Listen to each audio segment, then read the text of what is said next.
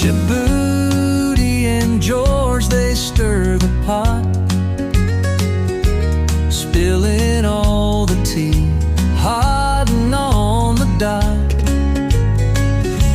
90-Day Fridays, we're telling it all. Laughter and drama, we're having a ball. Welcome everybody to 90-Day Fiancé Fridays. The crew is back, including JLP and George and Gina and Coco will hopefully come here soon. What's cracking? What's up, everybody? What's up? So a lot of you guys have been out living your best lives. So I want to get a little update from each of you because Shabooty, you were out living your best life on for your birthday, and JLP, you just decided to leave the country. So I just want to get a little update on how things are going because I feel like I haven't talked to you like on here in a really long time. JLP, I mean Shabooty, it's been a week, but it seems long, right? Yeah, it seems to be still Friday, but it feels like we were off for like a month or something.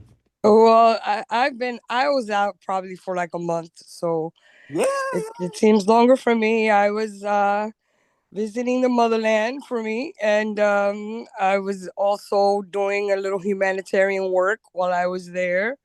I'll get into that a little bit. My brother from Miami joined us, and he works for an organization called Amigos for Kids, who donated some school supplies and backpacks to him. So he took them to DR, and we distributed them in the areas that were most needed to our adjacent to us. So we did that. We handed out, I have a short video of what we did. We handed out some school supplies. They start school in August. So we handed out some school supplies to the children in need in DR. So it wasn't all fun and sun, I did a little, humanitarian work. So my trip was very nice. Also, 4 days before my return, my husband surprised me in DR. He showed up unexpectedly at the house. I thought you were gonna say he surprised you with a 90-Day Fiancé cameo. No, I thought you were gonna say I saw Johan. I went to Johan's town. I went to Johan's town twice. And I was looking for him everywhere I could think of, but I didn't find him. I didn't remember the meat market or the area quite right. So I might have been off some, but I did go to where he's from. I went there twice because they have a really nice beach that we go to over there. And I was hoping to run into him. I was praying to God to run into him, but I didn't. I think now that Meatball Danielle is there, he doesn't really have to work as much. So yeah, and he probably doesn't hang out around his old, he's at the condo now. He's not back home at the house where he lives. So yeah, he's moved up in the world. He has indoor plumbing now, so he's not like the Jeffersons. He's moving on up. Yeah, he's moving on up. He got him a saggy titty girl, and now he's moving on up. Yeah, like I said, he got indoor plumbing, so he ain't going back home. True. No, you want to talk about my little quick trip?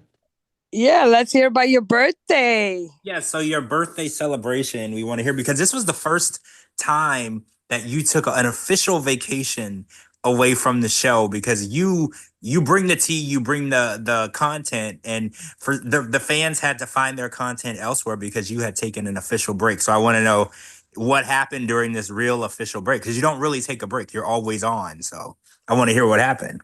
Yeah, so before I get into that, you're right. Like I never miss a Friday. Well, we did do the Friday show, but as far as like we didn't do the Monday show, we didn't do the Sunday show.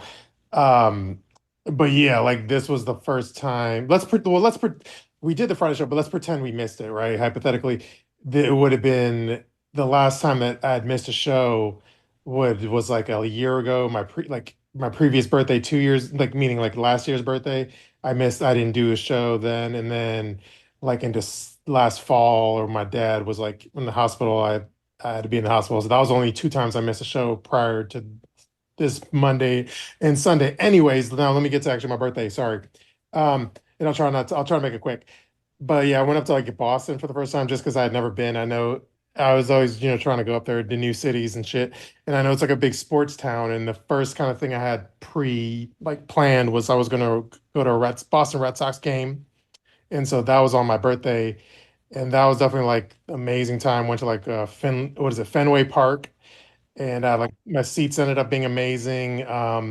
The actual game was amazing because it was like a close game, like 1-1, and then the Red Sox like hit a home run over like the big green giant wall with a big green monster. Yeah. Yeah, they hit a home run over, and the crowd went crazy, and like it was a great sports town. So like the baseball game was amazing. I was surprised when the game was over, like but the fans kind of just like stayed in the stadium, just like relishing the victory versus like rushing out to try to get out to beat the rush of leaving. Yeah. So that was like a new phenomenon. I wasn't used to like sports fans that hardcore into your team, where like even after the game's over and y'all won, they just like chill, like soak. Yeah. Yeah. People always trying to get out before beat the No. crowd. I Yeah. was gonna say too, you don't hang around in case the opposing losing team fans want to fight you. Like you don't hang around. Well, they usually want to fight you during the game, George. Oh, it's during the game. Okay. Yeah, during the game. Yeah, yeah. So anyway, like that was a great experience. The baseball game was amazing. We won, and the fans were all wilding out, and it's a great time, and it's crowded and packed out. So that was amazing. And then, so it was ended up being a very sports centric weekend, which I'm not complaining. I was entertained. So that was like the baseball game was amazing. I had no like issues or complaints. I had an amazing time. I recommend going to Fenway Park in Boston. And then the interesting like sports connection for later in the evening was. So a friend of mine said to try to check out like Little Italy, like the Italian part of town. And so I basically just like walked. I like to, if I'm able to walk like through a city, like because I usually stay downtown, so I'll try to walk. So I walked down to Little Italy, but it was like a Sunday night, and it was like fucking packed everywhere because I didn't have reservations or anything. So it was packed everywhere, and like I was trying to like everywhere I was walking by was like full packed house, like no matter where you went. So it was obviously like a tourist, like tourist trap-esque area of the city where it's all tourists and shit. So I was all like, I was kind of getting a little bummed out because I didn't know where to eat because everywhere's so fucking packed and I didn't have reservations. And then I was like, all right, let me just, there's a restaurant. And I was like, there's a restaurant that was like, there's the main strip, the main street. And then there's like one Italian restaurant that was like off the main strip, like, couple block, 3 blocks like to the left away from the main street. So went all the way down there. And then I went there and it wasn't as crowded. So I went to this Italian restaurant that wasn't that packed out. And then so I went there to like order some Italian food in Little Italy, Boston, and then I had to go to the bathroom. So I was like standing in line to go to the restroom, and then I like look up and there's a table next to like where the bathroom is, and there's this dude who's with his family, but I looked up and I recognized him. I was like, oh, because I'm like a basketball fan, and it was like it was I looked up and I was like, and I go to him and I'm like, are you Glenn Rice? And he's like, yeah, and I was like, oh shit, I was like, yeah, I'm a fan of you, like blah blah blah. Like I use you in like NBA 2K, the video game and shit. And then he's like he's all so he's real nice. I could tell, but I could tell his like family, his daughter was probably with him, was like kind of getting annoyed with me. I could tell, so I didn't want to like have a long conversation. But then before I was about to walk away, I was like, I know this is random, but any chance you watch like 90 Day Fiance? He's like, he actually now that I was like, he's like, now that you mentioned it, actually, yeah, like, and I was like, oh, you know who like Gino is and like Big Ed and Liz and stuff. And they're like, yeah, yeah, I know him, and even the daughter knew like Big Ed. So then I like pulled out my phone and I like showed him the photo I took with like Gino the other week to let them know like I'm not just like pulling shit out of my ass. And then he's like, yeah, yeah, I'm a fan. And I was like, oh, if you like Gino, like let me know. I'm gonna like if like I'll post this Instagram story and I'll tag him and he'll like share it and then blah blah blah. And then I was like, yeah, follow me back. I was like, look up Shabooty. And then I went to like use and then so I, but I got out of his hair and then I went to the bathroom and then I came out of the bathroom and he stopped me. He's like, hey, and he pulled up my Instagram profile. He's like, is this you? And I was like, yeah. And then he followed me and then I was all excited because he played for many teams like Miami Heat and the Hornets and he's an NBA champion and like so he's like a all-time veteran, like NBA champ. So look him up, Glenn Rice. And anyway, So then I told Gino, I was like, yo, I just met Glenn Rice and he's a 90 Day Fiancé fan. And then Gino was like, oh shit, did you know Glenn Rice went to Michigan, University of Michigan for like college and they won a championship? And I was like, no, I didn't know that. So then I put that in the story and I tagged him and then Glenn Rice saw that too. And then I got them in touch with like Gino to be friends. So I was all the matchmaker between Glenn Rice and Gino. So wait, now Glenn Rice and Gino are friends because of you? That's crazy. That's insane. That's insane. So But you're you you're minding basically your had a fangirl moment. Yeah, well, it Look was at like a look at you make mutual fandoms. look at you making connections for the yeah. team. He's connecting the NBA and 90 Day Fiance one person at a time, right? It's, That's crazy. So you're literally minding your own business, trying to eat your food, and you look up and there's an NBA legend sitting across from you. Like that's literally what happened. well, like he was the one that was about to eat. I don't know if he had his food yet, but he was at the table about to order food or get food. I was the one that was waiting in line for the bathroom, and I'm the one that interrupted him. Ah, okay. That's crazy. See, I feel like I wouldn't recognize people Mhm. because I think I told y'all the story before. I was out one time and they were filming, I think it was the Avengers.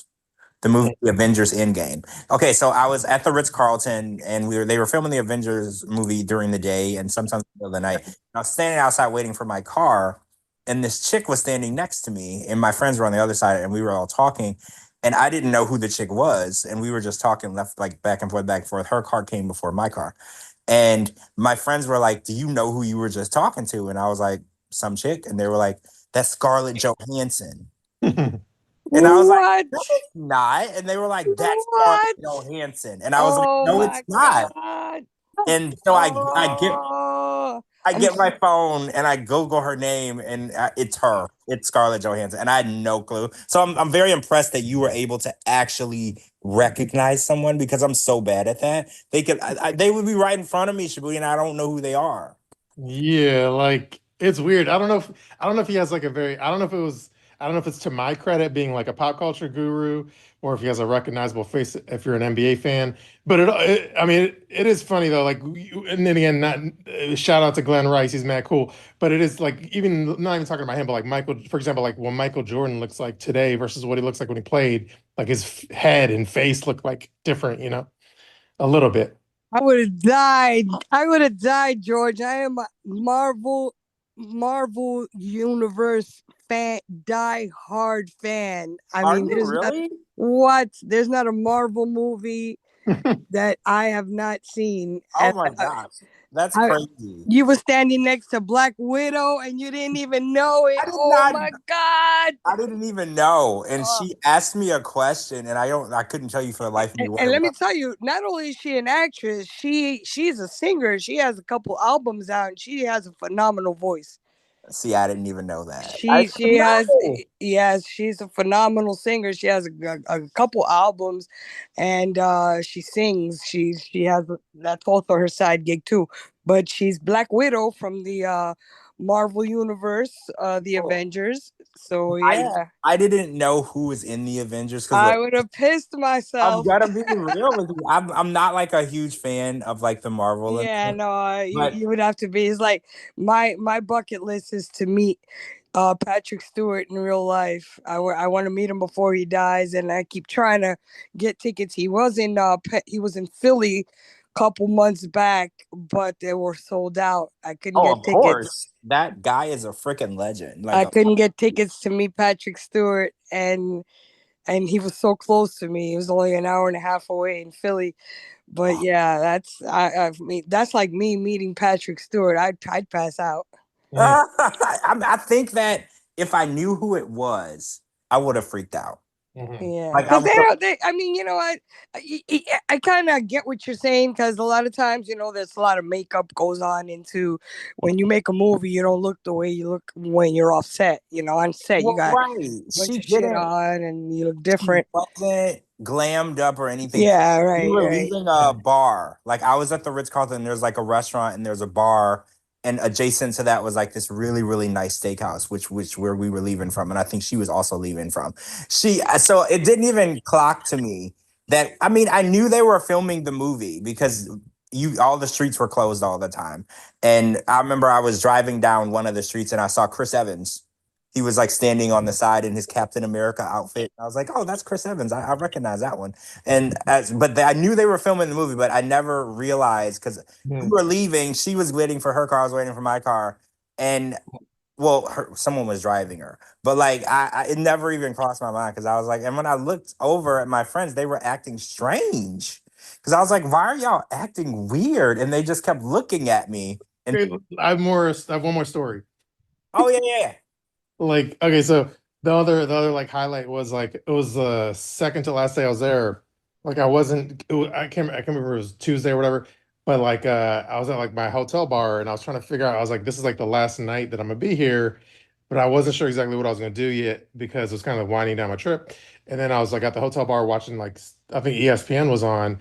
And then I knew it was like the MLB All-Star game. I was like, yeah, worst comes to worst, I might go to like a bar and watch like a Major League Baseball All-Star game.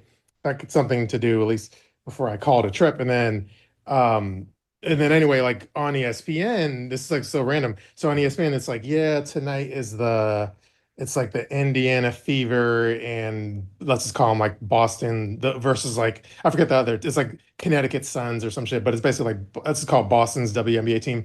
But Indiana Fever is a team, not to like bore you with sports talk, but Indiana Fever is a team with like Caitlin Clark, which is like the most famous, the best like WNBA player. I know who that is. Yeah, she's Yeah. like the LeBron James of women's basketball. Yeah, I know who that is. She's huge. Yeah, she's like major. So I'm like sitting. So again, it's like my last day there. I'm in fucking downtown Boston, and I don't really have like solid plans for the final night that I'm there because I'd already been there like several days and shit. And then so I'm like at the hotel bar, ESPN is on. I'm expecting maybe go watch the MLB All-Star game, but then they're like, yo, the Indiana Fever are in town in Boston to play the Suns, like the Connecticut Suns in Boston at the Boston Garden.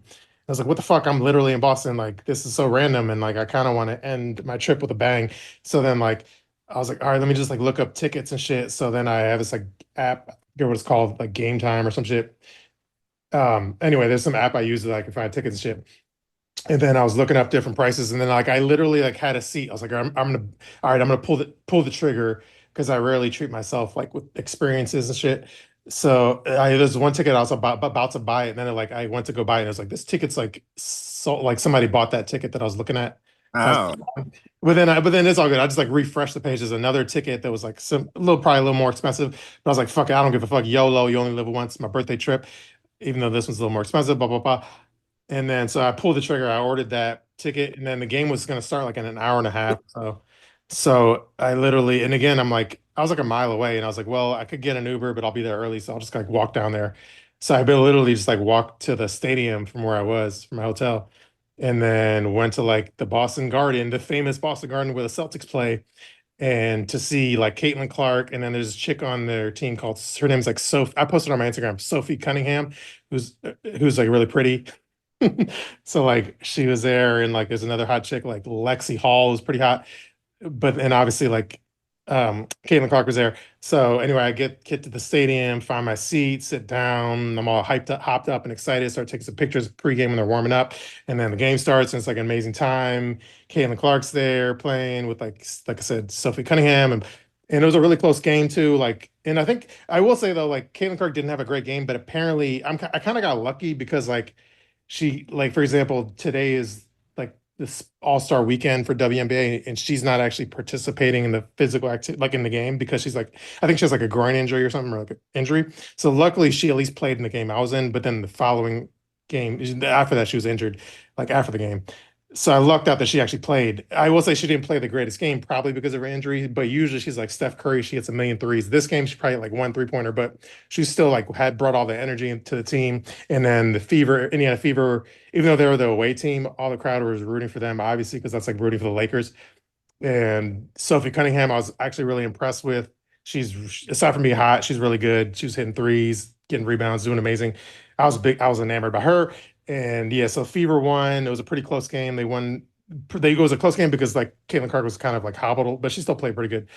But anyways, amazing game, amazing experience. Boston Garden sports weekend. I had an amazing time. I'm glad I spent the money to go impulse buy it, have a great experience in the garden on my last night there, and I had a great time. And yeah, so it was a great experience. If you're into sports, go to Boston. It's probably the best sports town in the world. Boston is awesome. I love Boston. I don't know. I've been to Boston, but obviously, I didn't do anything sports related, so I don't even know if I've really experienced Boston because technically, I didn't do anything sports related the whole time I was there, so I would have to go back and do it again. Yeah. Yeah, I've passed through Boston. Like I stayed like overnight at a friend's house in Boston for a party or something like that, but I didn't really get to go anywhere. I did do a seafood restaurant the next day. It was pretty good. I've been to Maine. Maine is awesome too. And Oh, by the way, yeah, speaking of seafood, like I think it's called, the restaurant, I think it's like a chain, but the restaurant like legal, I think it's called Legal Seafood. illegal seafood, I've heard of it. I've heard of that too. Yeah. Yeah, so like normally to go to a restaurant that has like a chain, it's not really like an impressive thing, but like I'm pretty sure I went to like the like original Legal Seafood, like the Hallmark, whatever, Flagship. Oh, the Flagship location. Yeah, yeah. And it's like a place where it's like if you try to go there like like on a Friday, Saturday night or something, it would be like so you need reservations in advance. Like it'd be so busy. I kind of went since I was like there in like the beginning. I was there on the weekend, but I was there Saturday, Sunday, all the way to like Wednesday. So I think I went on like a Monday. I went like for lunchtime, so I didn't have to like worry about reservations. But I still had like the view there is like right. Basically, it's like you sit there and then right next to you is like the water, so you're right on the water.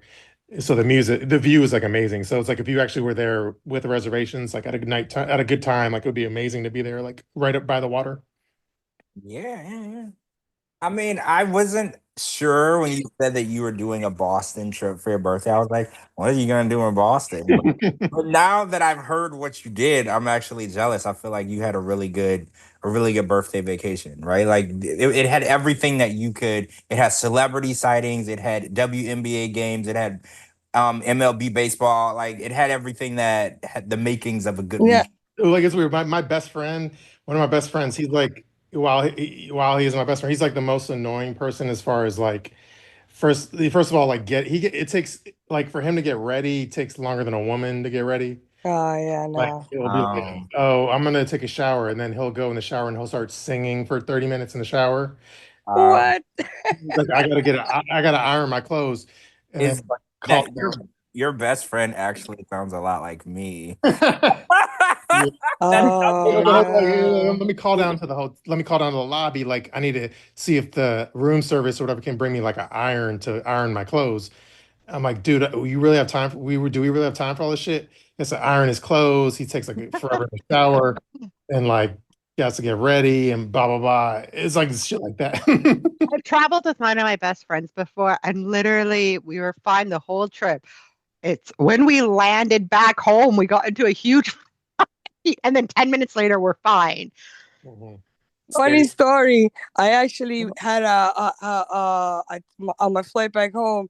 I actually bought a hamburger the night before at this really, like not fancy, but like a really popular burger place they opened in DR near my house. It's really like really chic and everything. So I stopped in there. I bought a burger. Quick story. I couldn't finish it because it was huge. So I said, you know what? I'll eat the rest of it on the plane because I got a red eye. I got to catch a red eye back to the States.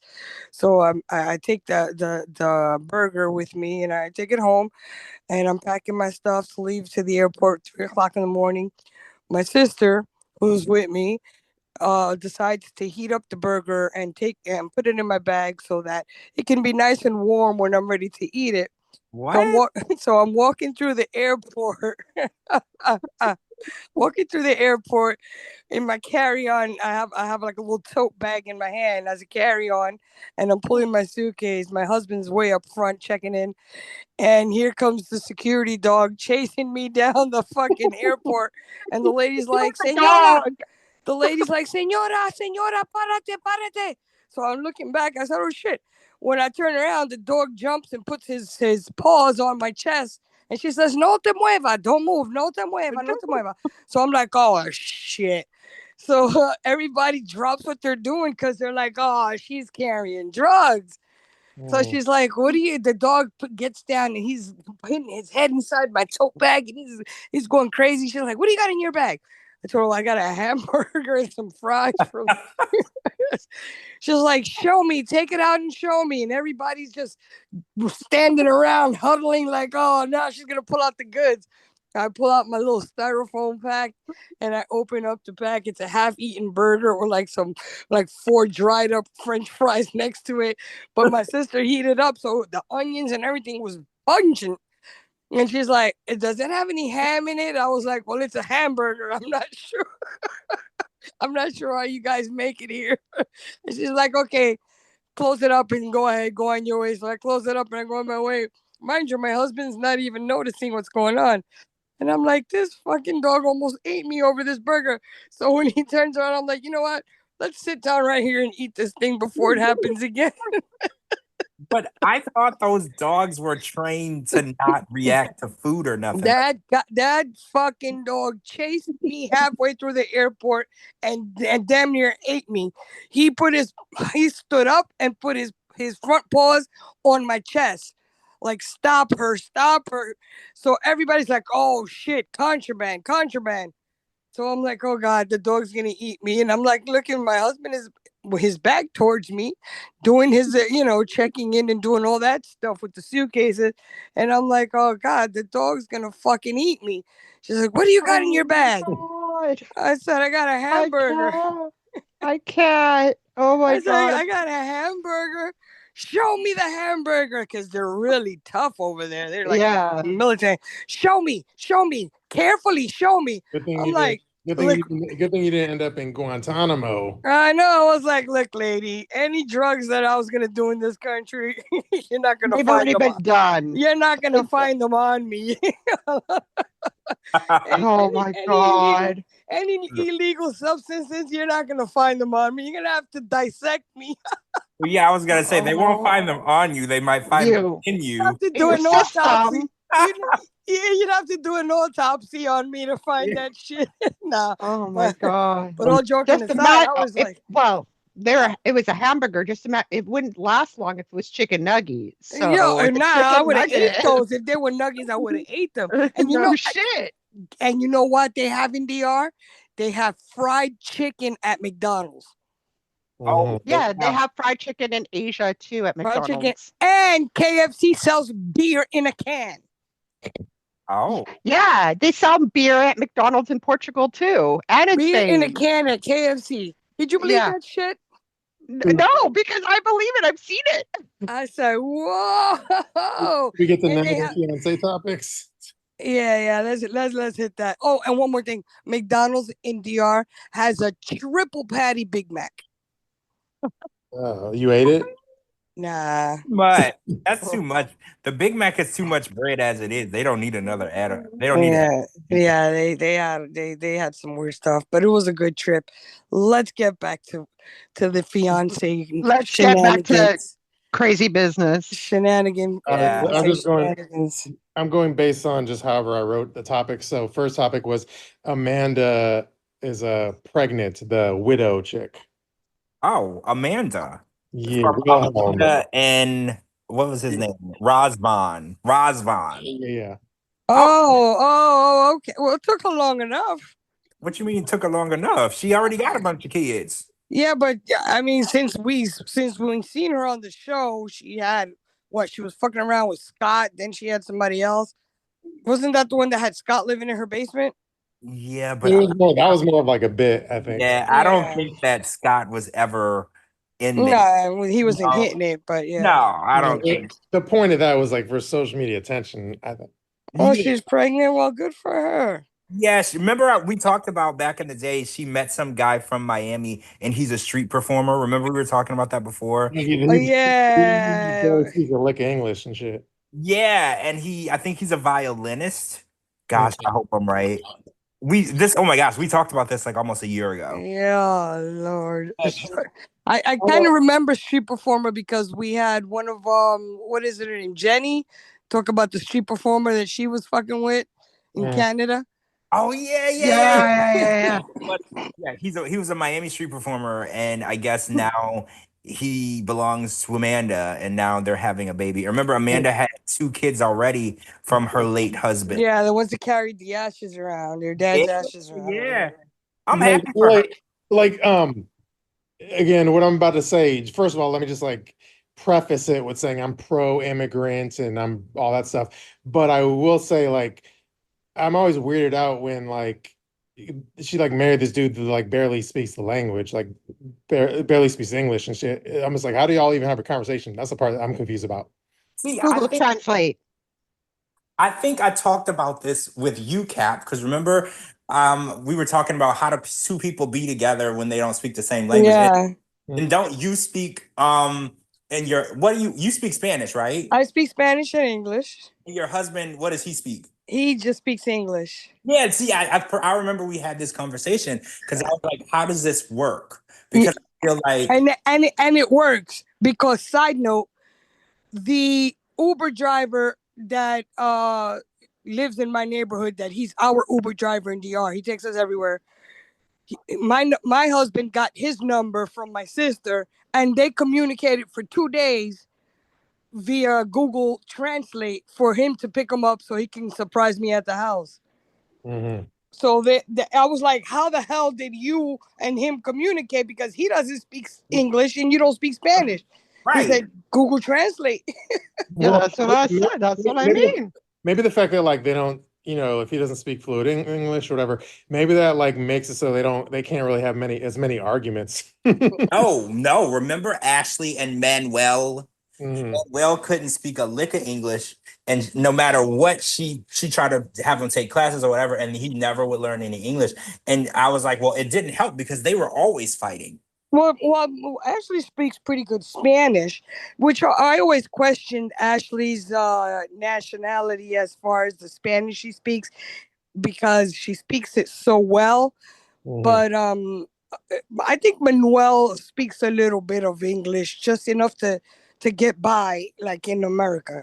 Yeah, her Spanish is good enough to where she could have some good arguments, I think. Yeah. She definitely has the Spanish that it takes to tell him to go fuck himself. Yeah, but that's my thing though, because Shabooty was like, well, maybe since they don't speak the same languages, they can't argue. But Ashley and Mel will argue all the time. I think the language barrier doesn't stop you from yelling at somebody. I miss those days when 90 Day Fiancé had those couples that could not communicate at all, and they had the translator apps. Remember that? Yeah, remember that when girl Scott- that went to Japan too, or Korea. Or South Korea, yeah. Jahoon and Devin. Jahoon and Devin. I do miss that. And they had to bring their phone. And you remember they would bring their phone hoping that the translator app would work. And then they would get overseas and then their phone wouldn't work. Yeah. And we had another one like that. We had, remember Paul, not Paul, the one that the short guy that he bought all the furniture for the girl in Colombia. I think it was Colombia, was it? Oh, You mean Mikey B? Mikey. That he used the translator app a bunch too. Was her name Amina or Hamina or something? Jimena. And yeah, she didn't speak a lick of English. Yeah, so yeah, we spoke a little bit of Spanish, but not enough to like. Yo, mi amor. What was it you tell her? Te amo. Te amo. That's all he knew. Yeah, te amo. True. So anyway, congratulations, Amanda. There isn't really much to elaborate on other than she's knocked up. I mean, she's pregnant. Oh, it's funny though. I posted a thing on Instagram and it wasn't like, because usually when I do like an Instagram post, like when I screen capture a story, sometimes I'll try to like make a collage of like the picture of who the story is by. So then I took the screen capture Instagram story of Amanda and then I made a collage, used the image of like Amanda and her dude, and I put it on the image, the collage. But the image I used was of them like drinking alcohol. And so I was like, oh, I hope they're not drinking alcohol. And I was like, oh yeah, that's my collage that I put together because that would be awkward if they're drinking alcohol on a baby announcement photo. Their birth announcement? Oh my God, I would die. That would be so funny. They're like, guess what, y'all? We pregnant. And they got a bottle of vodka in their hand. I would die. That would be hilarious. I mean, that's what I did, but that was my photo. But yeah. Yeah, congrats to Amanda. And I'm sorry, I don't remember his name. And the dad. Congrats to y'all. on the new baby. But Amanda's dude did get to come here, right? Rosbon, yeah, he did. Rosbon. Miami, yeah. But Okay, not via her, not through her. not with her. He came here. Okay, he came independently. Okay. Yeah, independently, because when he got here, they weren't even together. Right. I remember him being somewhere in Miami or something like that. Yeah, I think he's still in Miami too, which I'm really confused by because I don't think he's married to nobody. So I don't know if he's like got a work visa because I know he was an OnlyFans guy and he did modeling. So I don't know if he's on a work visa, but he probably got a visitor's visa, and you can get a visa to come visit the country. Somebody can petition you to come visit them. So he might have got a but that's at visa. 6 months. Yeah, he's been here for like over a year and a half. Yeah, he might be on a student visa. Oh yeah, that's true. He could be in school. You only got to be enrolled in like one class for that to or he could be on the what is it, au pair visas that you're like a nanny for somebody. Oh, and then steroids. I don't think he nobody nanny. Remember, like Jess was a nanny.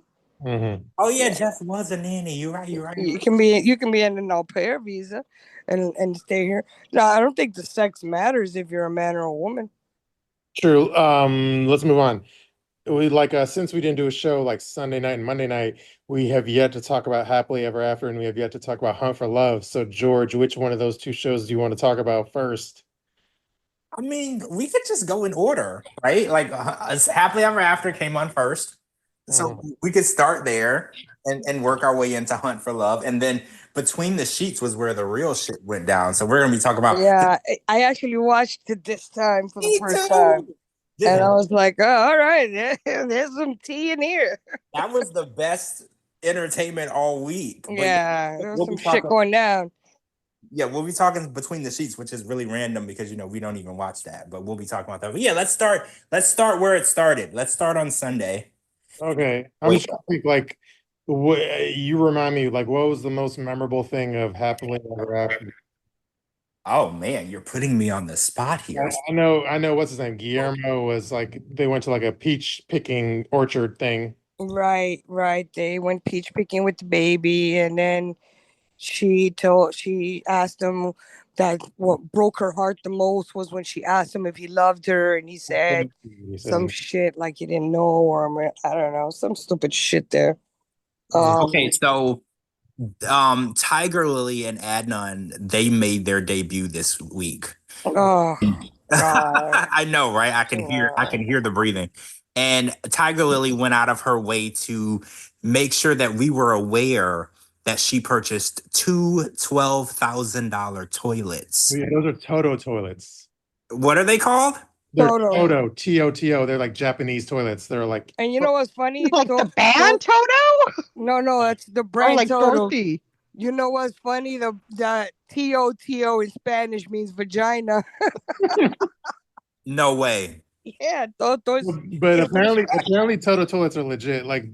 They say once if you have fuck you money and you get a Toto toilet like Tiger Lily, that's the one purchase you're gonna be like, oh my God, that's all the hard work I put in was but you know what, Shabooty, you look at the house and then you think you spent 24 grand on two fucking toilets and this house looks like shit. You know what I'm saying? She could have put that money into really refurbishing, rehabilitating the house. It looks like a log cabin. Cap, remember the last time we saw her at the end of their season when she announced that she was pregnant, she was living in an extended stay. It was a one room. Remember? It was a apartment with a microwave with no sink. You remember that? Yeah. And then she's the house I bought. She's outside doing the weed whacking, so you can afford $24,000 on toilets, but you can't get a gardener. Mm-hmm. There's something rotten in Denmark. I don't know. The money's not the math is not mathing for the money. I agree with you. And she also had to drive herself to pick up Adnan. And I was like, if I'm going to be sitting my ass on a $20-something thousand toilet, somebody's going to drive me to the airport. I'm not gonna... Now, right? Keep in mind that Timu, whatever you call it, sells everything that you can think of. So those toilets, most likely, they cost $24,000 in the real world, but on Temu they cost less. Wait a minute. I'm gonna look. I'm an avid Temu shopper, and I'm not ashamed to say it. Hold on. I'm gonna check and She's see. bought those machines before, those face machines or whatever it was. Everything. Let me tell you, everything that Shekinah got in her house, you to do facials and all that aesthetics, all that shit is on Temu. I'm telling you. Captain, that toilet is on there. It's called a luxury smart toilet with warm water spray and dryer, and it has the remote on the wall. It's $360. What I said. Oh my God! I just found it. What I said. Who's gonna spend 24 grand on toilets? Guys, I'm posting it in the Patreon. Post it. By the way, I think Coco's here. Hey! Oh my God! I know I'm not the living dead anymore, guys. Coco, where you been, Coco? Well, I've been working 80 hours a week. What? The last month or so. So very busy. Wow. This is the first time everyone's been here in a long time. I know. Long I couldn't time. miss it today. I was like, listen, it's okay. I'm gonna be here today. So I am. I think the last time was June. Beginning of June. Yeah. It's what happens when you sell $250,000 in a month. Wow, look at you. You have to. It's nonstop. So I try to stop by when I can. So I'm here. And I'm excited to talk all reality because I missed it. So we're talking happily ever after. The one thing I wanted to say was like when Adnan was like, fuck it, I'm driving. He literally landed. He's like, I'm driving your Lamborghini or whatever. Like that, if I was regularly, I'll be pissed off. I'm like, no, get your ass in the passenger seat, asshole. Yeah, I can't believe they're even still a thing, to be honest. I mean, I get it. I know why they're still a thing and why they're on TLC, but they're so cringy. Somebody said she's expecting her second. I heard that too. I don't know if that's true. I think a lot of people are confusing her first because of how long ago this was filmed. The surfacing photos of her from last year when they were filming, they're like, oh, she's pregnant again. But I mean, I wouldn't put it past him because in his culture, they do like to have the babies one after the other. Yeah, but she's no spring chicken either. No, and that's probably even more of a reason to get her to pop them out quickly because her time's running out. I don't know, but yeah, that's kind of a question mark. But we'll be on top of it if we get the solid tea. Oh, so Capt'n, I wanted to ask you this, and Coco, you too, because y'all have traveled abroad a lot. So when you travel abroad, because I put on there, I was like, he shouldn't be driving. He doesn't have a U.S. license. And Capt'n brought it to my attention that you don't need one. You can drive when you get here. So guys, when you go overseas, do you have any issues driving? No. As someone who does not have her license, I cannot answer that question. Wait, Coco, you don't have your license? I don't drive, you guys. I didn't know that. Why did I not know that? Well, I'm about to. So, don't be ashamed. I got my license when I was 30. I'm 37. I got my driver's license for the first time when I was 30. Not that I wasn't driving without one, but legally when I was 30. But yes, George, when I go to DR, I go to the rental car after I land and I pick up my car rental and drive off. And you just drive. So is it the laws are not different on the road where you go, or are you just? Well, I mean, if you're going in England, like obviously it's like the left side or the right side, whatever it is. It's like in the Bahamas, Virgin Islands, it's on the left side. Yeah. Yeah. See, I don't know. When I saw him driving, it just bothered me. I was like, he's not familiar with our laws. Because, like if you go to Germany or if you go to Russia, places where they have very lenient like speed limit laws and that you basically can do whatever you want in some countries. I know that a lot of tourists come here from abroad and rent vehicles. So I'm guessing, yes, you can rent a car as a tourist, but maybe you have to be a little familiar with the or drive with someone, because I know people that have come from Germany and picked up car rentals at the JFK airport. Yeah, You me know? too. My cousin did the same thing here. It's only if you've been living here for like, let's say 6 months, you have to convert your license over Yeah, you to, have to convert. But if you're just yeah, here on the vacation, you don't Asian, have to. no.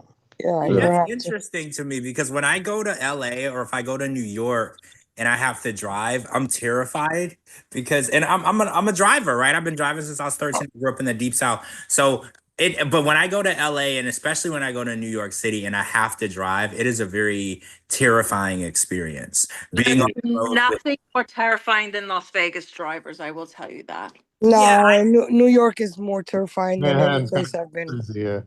it's like being on That's the that. road with people that have a death I wish. I would Yeah. I would literally have to stop, pull over. When I drove in New York, I would like sometimes have to pull over, breathe, take a deep breath, and relax, because New York traffic is the worst. Mhm. But it's not just the traffic, it's The drivers, the drivers, it's people that will see that you're coming and they'll just yeah, in they'll front of bully you. you. They'll bully the shit out of you. Yeah, it's very Oh yeah, traumatic. that's Las Vegas. That's 100% Vegas, the worst.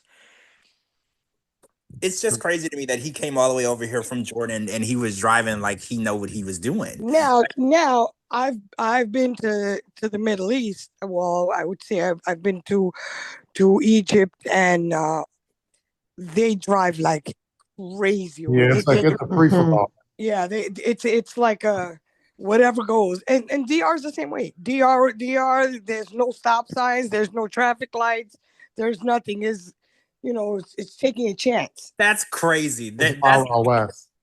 oh, you know what else we saw when Jenny went to India for the first time? And we saw the cars and the trucks and the little bike buses were all just integrated together on one big road with no lines, no separators, no dividers.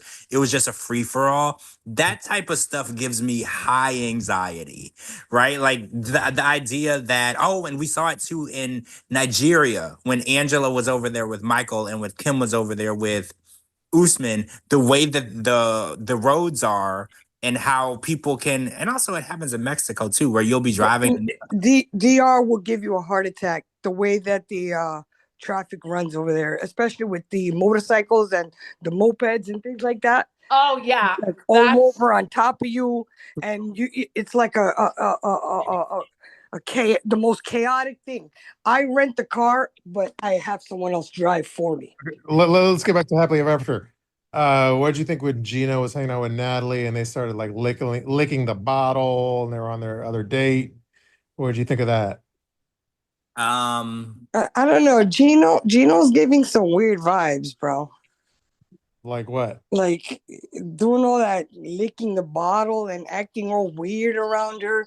I think that they're making Gino sell the story that to justify Jasmine's cheating. They're like, well, look at how he acts. Look at how he's, sucking on, licking on a bottle. A man doing that. Come on, Well, I that think that shit look was nasty. I think that was being funny for the show. I mean, I know he's your friend and everything, but No, that shit, but nah. it also means that it also means I'm an expert on the subject matter. So, I and I think he was doing that to be funny on the show. I think that he is selling his side of the open marriage a little like we're at a used car lot and Yeah, they really yeah. need to sell it to He's us. selling. He's trying to sell it to us really good. Which is fine, nothing that Gino can do or say is gonna make us hate Jasmine any less. So whatever, Yeah, that, Oh, but he could set himself on fire, and I'm still Team Gino. yeah, exactly. by the way, it wasn't. I wonder if I could find it, but it wasn't on my like topics list. But like, you know how you always say like Jasmine, anything I post like irks Jasmine, and she like responds like subliminally, kind of. Yes. So I don't know if this is about me, but like first of all, because I did that one. This wasn't on my topics list, but like I did that photo of like Jasmine like with the bug eyes and shit. I don't know if you saw that. I did Yeah, see it. I I did. did see that. And then like, well, it had like, so first of all, let me just say that's like an AI image, so it's like it's not like a real image of her. It's like a warped like AI image. And then I guess Matilda was like sort of an image, but then I covered like her face. But again, it's like not even the real Matilda. It's like an AI, so it's not like it's not the real picture. It's like an AI version of it. But anyway, like Jasmine posted something. I don't know if it was I could read it, but I'm just gonna jump around. But it says like Jasmine posted this. This wasn't on my topics list, but she said, I'm gonna jump to the second paragraph. It says, lately I've seen her, I don't know if this is about me or not. Lately, I've seen her photos being used in posts filled with negativity or hate. And as a mom, that truly breaks my heart. She's just a little girl who deserves nothing but kindness and light. So I kindly ask everyone, bloggers, pages, anyone, please don't use her pictures for drama, hateful narratives. Let's protect the innocence of our children and keep social media a safe space for them.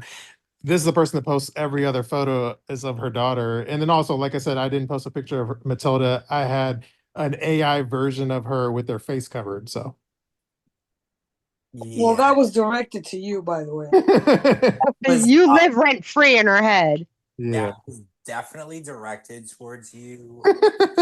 The fact that you didn't even use an actual photo of Matilda just shows you that she's just irked by your existence. There's people that are like that. Like the idea that you exist in this world, it just pisses her off.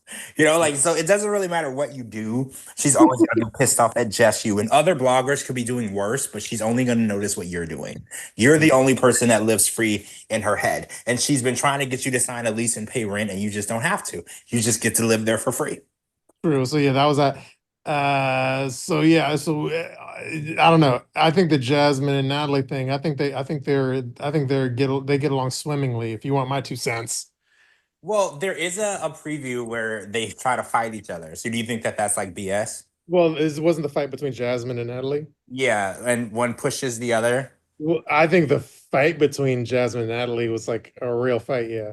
Oh, so you think that they really wanted to smack each other around? Yeah, okay, y'all want to hear some tea? Yes, that's why Yes. we're here. That's why we're here. Yes. Yeah, this is like Why do you think I'm here? I'm not gonna post this on Instagram, but here's what I heard. Allegedly, I heard during that scene, because were they at like at a pool hall or there was like pool tables and shit? Yeah, they're at a pool hall. Mhm. Yeah, so that scene where they're like Natalie meets Jasmine, they're kind of fighting. I heard like I don't know, again, I don't know the super specifics, like I don't know the super details, but I heard Jasmine like attack Natalie with like a pool ball. Like Holy shit. I don't think it's not gonna be aired on TV. Oh, It's like- not, Holy a real fuck, what kind of psycho is that? it's not gonna be shown on TV. I would But- have shoved that Q stick up her ass so far. Yeah, She's she probably may had have like, bigger. attacked Natalie with a pool ball, and I don't know if that means try to throw it at her head, or I don't know if that means put it in her hand and try to swing at her. I don't know. What the fuck? crazy. It's kind of stupid for Jasmine to try to fight so hard for Gino after we've seen all these past seasons of all these shows where she just hates him and degrades him and emasculates him, and now she's trying to sell the I love him so much I can't live without him. A lot of confusion. Also, I would just want to clear up with you guys because I had a lot of questions on my time on my comments asking, was she pregnant during the new show? And I couldn't recall the timeline of the last resort where she's pregnant and this new show, Happily Ever After. So I just left it alone. I didn't answer the question. So a lot of people are telling me now that Happily Ever After was filmed before the last resort. Is that true?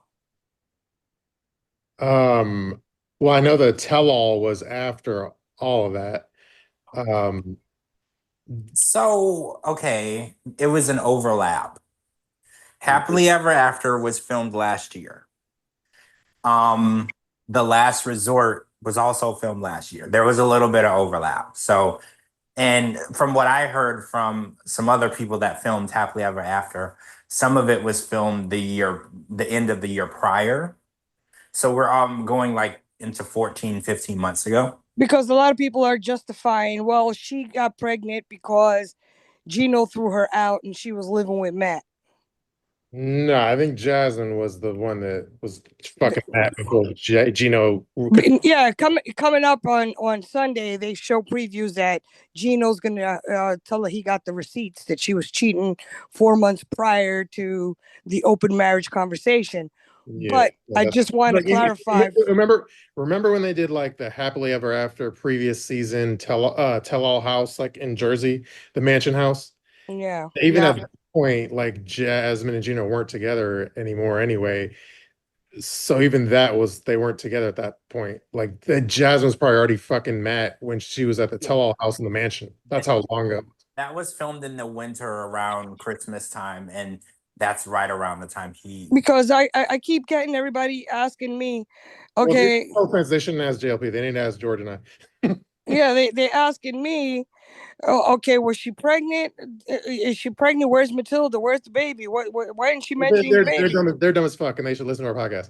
Anyway, And I'm like, all right, this is above my pay grade. These questions are above my pay grade. I'll let you guys know after Friday. yeah. So After Friday's podcast. yeah, Jasmine and Gino were like broken up even during the Jersey tell all house previous within one season with like Angela and shit. Yes, that is correct. We're broken up.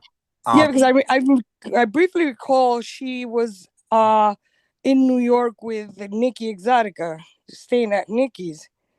She was in New York. You're right, with Nikki Exotica. She took a picture with Mikey from Mike and Amina. Right. Gina's birthday. Gina was actually out having dinner for his birthday, and she was not there. If you remember, we're going back, oh my gosh, a long time. But the picture was posted with Gino having his birthday dinner. Right. Remember, there was a cake at the ball, and that was part of the tea. And Jasmine posted a picture with Mike from Mike and Amina. In no picture, she wasn't even at the celebration with Gino for his birthday. They weren't together then. Anyway, so I think we got sidetracked, but yeah, the fight between Natalie and Jasmine is like a real fight. I think. Okay. It may a lot of what happened probably won't air though. You know what I mean? Well, yeah, they're gonna protect Jasmine's image because Jasmine has a lot more lifespan in the franchise. They don't want to put her out there and get her canceled. So if you walk up and hit somebody in the head with a pool ball, you're probably gonna get canceled. So they're not gonna show you that because she's no, not necessarily. Remember, Angela did a bunch of shit and she No, didn't they get learned their canceled. lesson though. Yeah, no, George is right. They're not gonna put Jasmine in the next light.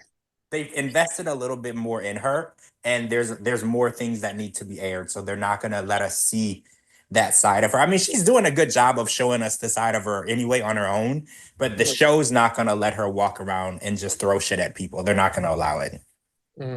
Yeah. So anyway, that'll be an interesting scene to watch unfold. All right. Anything else happen on Happily Ever After that is worth talking about, or should we go to Hunt for Love? Georgie got a job. Capt'n, I know me and you used to talk about this a lot. And I was like, Georgie ain't never gonna get no job. Florian ain't never gonna get no job. Florian still ain't got one. But Georgie has a job.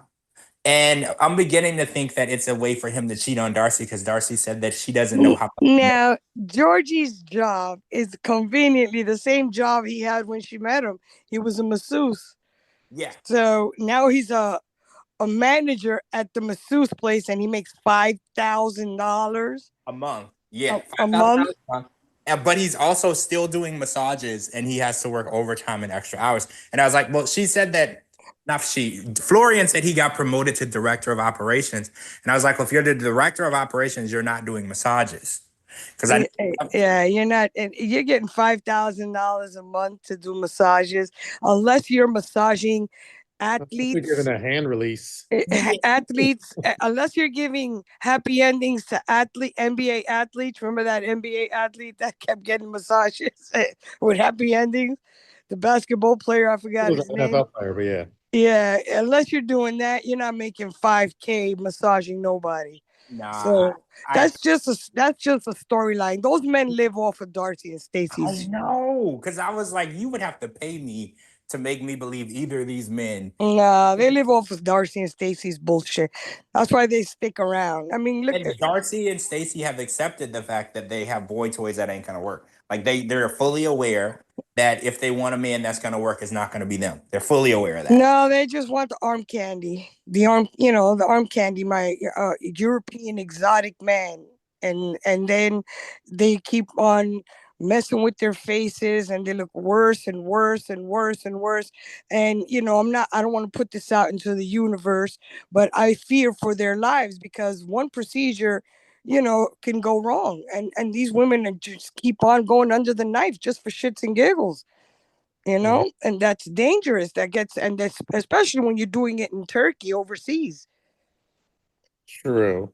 They look worse and worse. He said, and then when he showed up to the birthday party, he was like, "I'm not wearing the ring because he does massages and he can't have jewelry." I mean, that is true. If you're a masseuse, you can't wear jewelry on your hands because you're working on people's body with your hands. I believe that part, but he's not getting $5,000 to be director of operations and do massages. Nah, that's what I'm saying. And he's working super late. That party was at like 10 o'clock at night.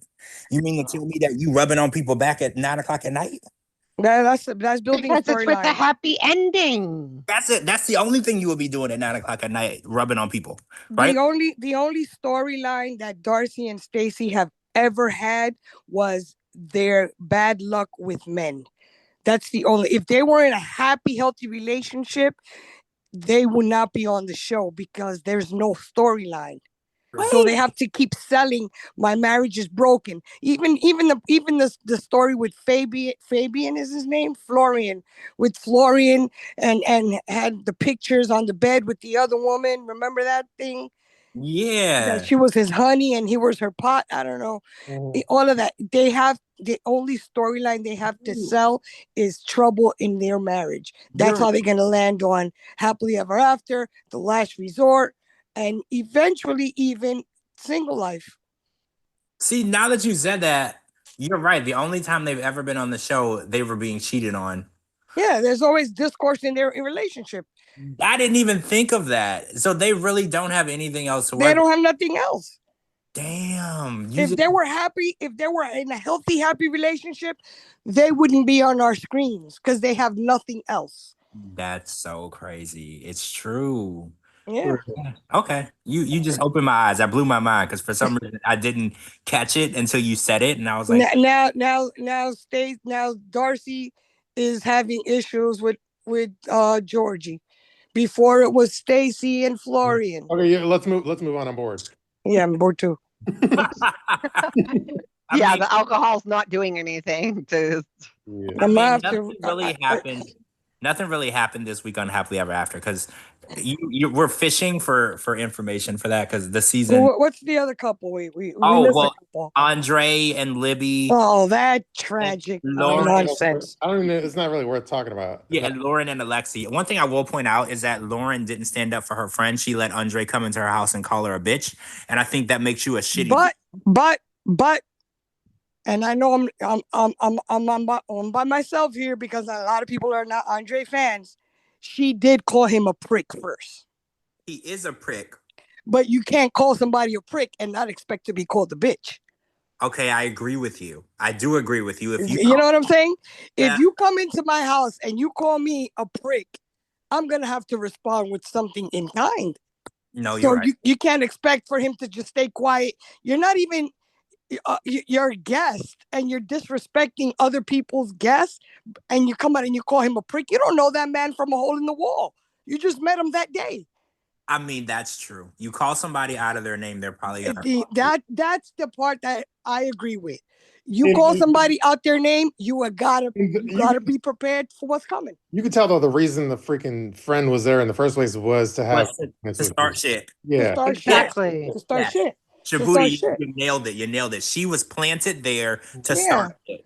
No matter why else would she be there? No one else's friend was there. And she got what she deserved because, and I'm going to be honest with you, as a married woman, there's no way, I don't care how much of a dick my husband is being, there's no way you're going to call my husband out his name in front of me. Even if he's wrong, even if he's wrong, you're not going to disrespect him. I'm going to have to check you. You can't call my husband a dick. You just met him. You don't even know him. And you're going to call my husband a dick? and I'm gonna let you walk out just like that and be like, well, you know what? She's right, honey. You are a dick. I gotta save face because that's my husband. Yeah, well, you're a Dominican badass, though. Not everyone's. Yeah, Libby sat there like she didn't know what was going on. She just sat But there. Andre held his own, and No, I you're right. have to agree with him on that. She drew first blood. But did you notice that Lauren didn't even go to like see if her friend was okay? She just let her leave. Well, Lauren, she set her up. She set her up. That's what I'm saying. She Like, knows Andre. She knows Andre don't give two fucks. I wouldn't set my friend up like that, but again, I'm not like a TV clout chasing bitch like Lauren, so I guess I can't compare her actions to my actions. And I would check my friend also. I brought you as a guest to these people's house. You don't know these people. How you gonna come out your face and start talking shit? You don't know these people. That's true. You stay quiet. You can talk to me about it when we leave, but you can't do that. Let's move on. All right, so yes, thank you. let's get on Hunt for Love because Hunt for Love. that's where the drama kind of kicked in this week. I feel like I need an STD shot just to watch that show. Okay, were you there's a buildup for the Colty injury, and then we finally saw the Colty injury, but were you like disappointed of like the buildup and then the payoff? No, I actually felt the opposite. I felt like they talked about it too much. Like it was too much of a segment. Like I felt like the injury was like I thought it would be something really like gross, like his leg was gonna be, his femur was gonna be sticking out or something like that. Yeah. What were you saying, George? I felt like they used it too much like they made the whole episode about his injury. I didn't think that it was gonna be that big. So when I was watching the episode and we were like 35 minutes in and we were still focused on the injury, I was a little surprised. I didn't think it was going to be that much of a story. But how bad could it be? I mean, he's on between the sheets. I don't know. For some reason, I didn't have the same response as George. Like, for some reason, my reaction to it was like there was the big buildup, and for me, for whatever reason, for me, like the payoff didn't match the buildup for me. I feel like the payoff, I was kind of disappointed. I was expecting to see like a bone sticking out with like blurry pixelated. That's what I said. I like Oh no. You can break your leg and the bone don't come out. I know. I'm just saying for like TV, like for TV purposes, I was expecting blood and gore. Yeah. Well, here's another thing that I took away from it. And, Courtney is a nice person. I know her in real life. But I felt like Courtney somehow made this whole situation about her. Mm-hmm. Because the whole time, Colt is like down and in pain and screaming and hurt. She's like crying in her interview. She's like, "This is my fault." And that's what everybody's saying. But how is it her fault? Did she push him?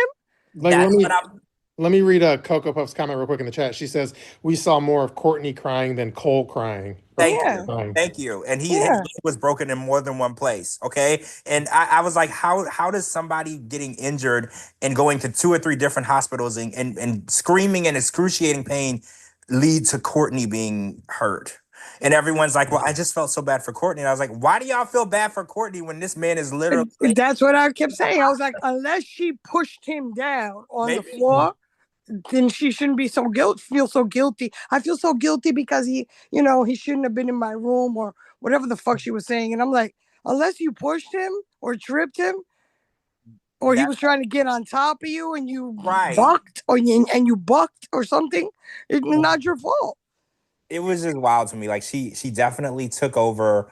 I call it main character syndrome, where something bad happens and you take ownership of it. Even though it didn't happen to you, you take ownership of the situation and it becomes your pain, your brutal situation. She became the instant victim. Yeah. And she's not the victim. No. She's going to drag that on for the rest of the season. Yeah. She's now going to cry every episode and be like, I almost watched Colt die and it was my fault. And if he would have lost his leg, it would have been because of me. And I'm like, how? That's going to be the rest of it. Now she's not going to want to fuck around with nobody else. She's not going to go on any dates and shit. Yeah, she's not going to want to go on no dates or be with anybody because it's going to be all about Colt and Colt. Well, Mm-hmm. Oh, and I do want to bring up, which I thought was really funny. So when they were telling, well, two things actually, we got to get on this Rob thing. But first, let's start with Usman. They were telling Usman what happened because Usman was MIA, nowhere to be found when the actual injury took place. I don't know where he was. They didn't really specify. But when they were like, "Oh, Colt broke his leg," and he's like, "What? How?" And they're like, "Oh, he was leaving Courtney's room." Oh, that was Tim's doing. Right. And Usman immediately bypasses the fact that this man is hurting in the hospital. He's like, what was he in Courtney's room for? What were they doing? And I was like, see, that's crazy how he went straight to that. Why would Courtney be talking on the phone with Colt? And why would Colt be in Courtney's room? And I was like, the same kind of reaction from Rob, because when the producers came and told Tiffany and Carlo and Rob that Colt was hurt and going on the stretcher, Rob was like, all right, cool. I don't care. And like he had this really cold reaction. And I wanted to get y'all's opinion on that. Do you feel like Rob didn't have any decent humanity when it comes to that? Because he seemed like he was just like, I don't care. He's like, I would have. Yeah, he was like, well, we just had an argument the day prior, so I'm not going to be all in his face. Rob was probably like, well, Colt's fat, so he's never going to be featured in a 90 Day Bad Boys video, so we have no use for him. Yeah, we got no use for I mean, that's true. That's true. we really got no use for him. And not only that, but he can't even dance. He can barely walk without breaking his leg, so dancing would be out of the question. Well, we saw him dance, and that was terrible. Yeah, so maybe Rob was like, he's of absolutely no use to what we But do. him and Rob had the argument the episode prior. That they got in each other's face. But Cap, when I argue with people or if we have a disagreement, that doesn't mean that I want anything bad to happen to you. No, that's what he was saying. He didn't. He wasn't rejoicing. He just wasn't gonna go in his face and be like, "Oh man," that's what he was saying. I'm not gonna. We were just in each other's face. Now you broke your leg. I'm not gonna be in your face like, "Oh man, I'm sorry you broke your leg." When probably he secretly wished he broke his leg. Didn't Rob say something like, "Well, did he die?" Yeah, something like that. Yeah, he sat on between the sheets when they came back from watching him drive away. He asked Tiffany and Carlo, like, is he alive at least? Because they were like, oh my gosh, can you believe that? And he's like, well, is he alive? Like, I don't care as long as he's alive, who cares? And a lot of people felt like that was really cold. Like, because even if you had a disagreement or argument, it doesn't mean that you want to perish. So I felt like a little human decency, at the end of the day, because you can get into a argument with somebody and you don't have to just be super cold, if something happens to them, Yeah. Was that Rob that said that? Yeah, Rob. He was like, well, is he Tiffany and Carlo came back after the ambulance left and they were like, oh my God, I can't believe it. He is like really hurt really bad. And Rob was just like, is he alive? Yeah. Like, yeah. And he was like, yeah, Rob, I think it's safe to say he's a narcissist, right? Well, yeah, he definitely doesn't care what happens to anybody else. And it just came across as really mean, right? Like you got to have a little human decency. Like if something was to happen to, let's say, who's the most hated person in the world right now? Maybe the president. If something was to happen to the president, you have to have a little human decency. You're using the wrong example, George. Use somebody else. Somebody else. Oh wait, that couple that got like that they were cheating on each other. That couple at the Coldplay concert. Yeah, so say the woman from that situation gets into a bad car accident and she breaks her leg. We wouldn't say, well, she shouldn't have been cheating on her husband. We would have a little human decency and say, I hope she's okay for her children's sake, right? Even though we don't like what she did, it doesn't mean that we want something horrible to happen. She is a mom. Yeah, and just for the record, that happened in Boston. That's where all the drama happened. Wait, are you serious? Yeah. That was in Boston? So is Boston like the new New York? It must be, because I was considering going to that Coldplay show. Not that specific one, but that one the night before, maybe. Oh, you would have been at the Coldplay. Oh, no. I was cracking up because I was like, damn, I'm such a Coldplay fan. I did like a lot of Coldplay's music. I'm not gonna lie to you. Like I was a fan. They're the hottest joke right now they have is Coldplay hasn't had a single in years, but made 2 in one night. True. I got it. That's hilarious. And also, I was really surprised that they were playing such a big arena because what you just said, Cap, like you said, Yeah, I'm not surprised that were in a big but group.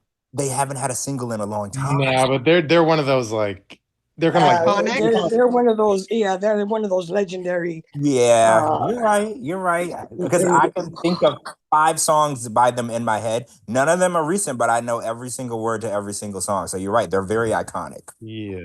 So okay, this isn't what we were talking about part, but what did you think of Carlo and Jay that do those NPCs fighting?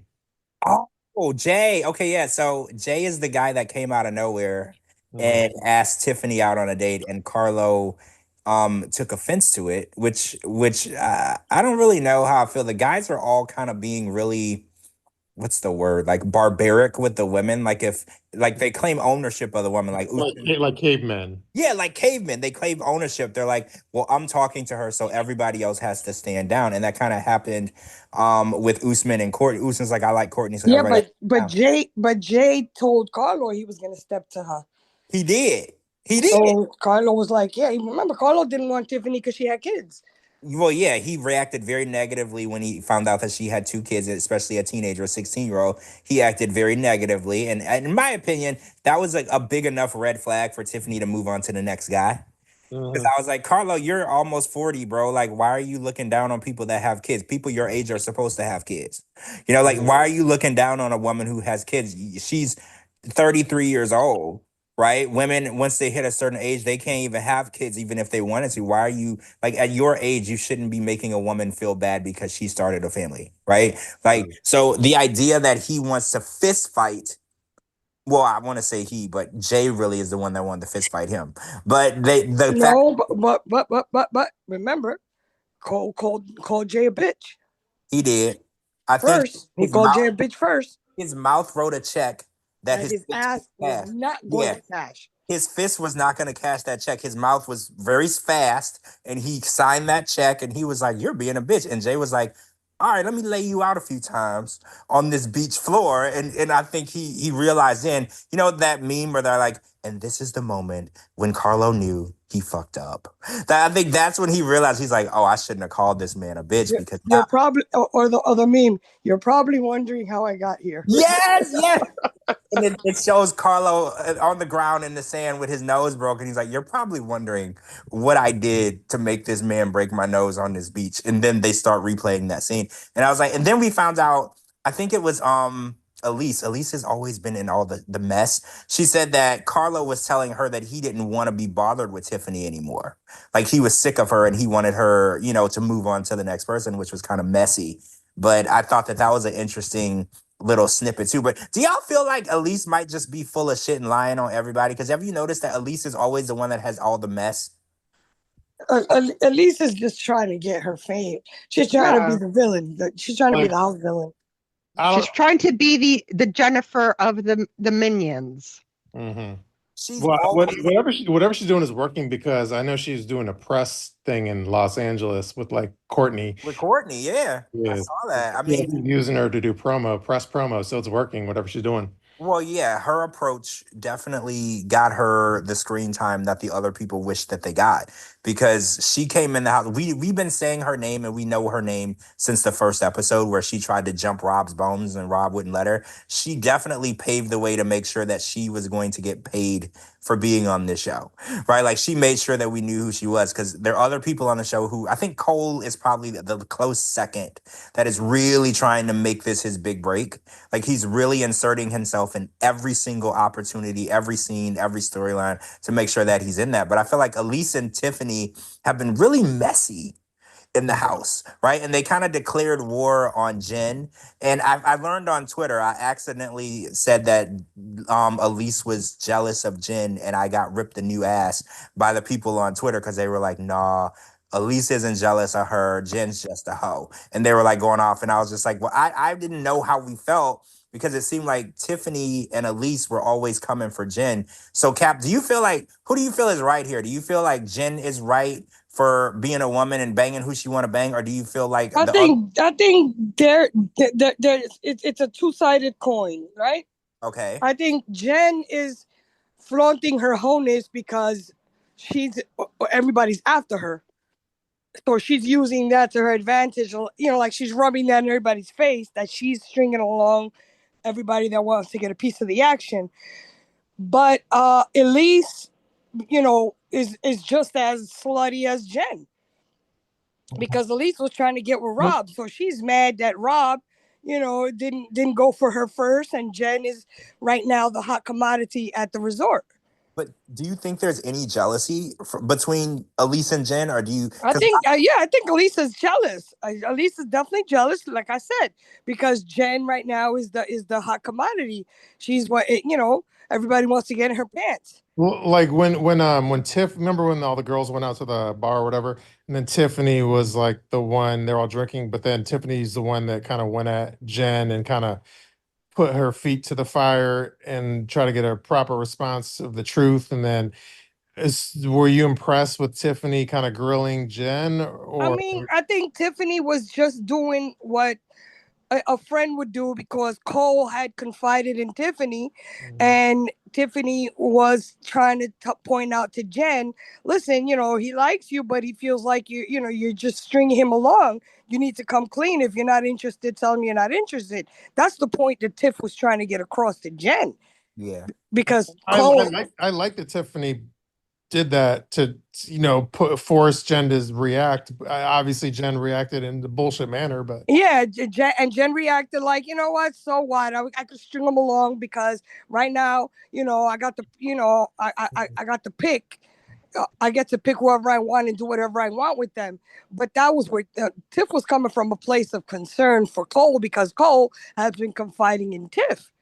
That's where she came from. So Cole, we found out that Cole was watching Jenn's villa, and he knew that he's stalking.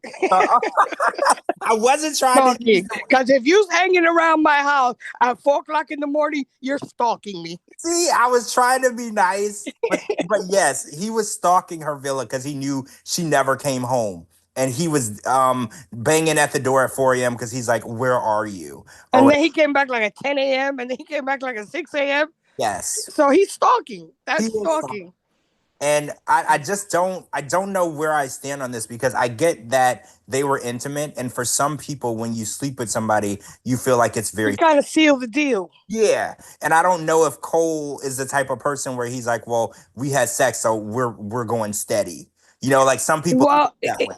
Well, you know what? At that age, it kind of means sex might mean a little more to them.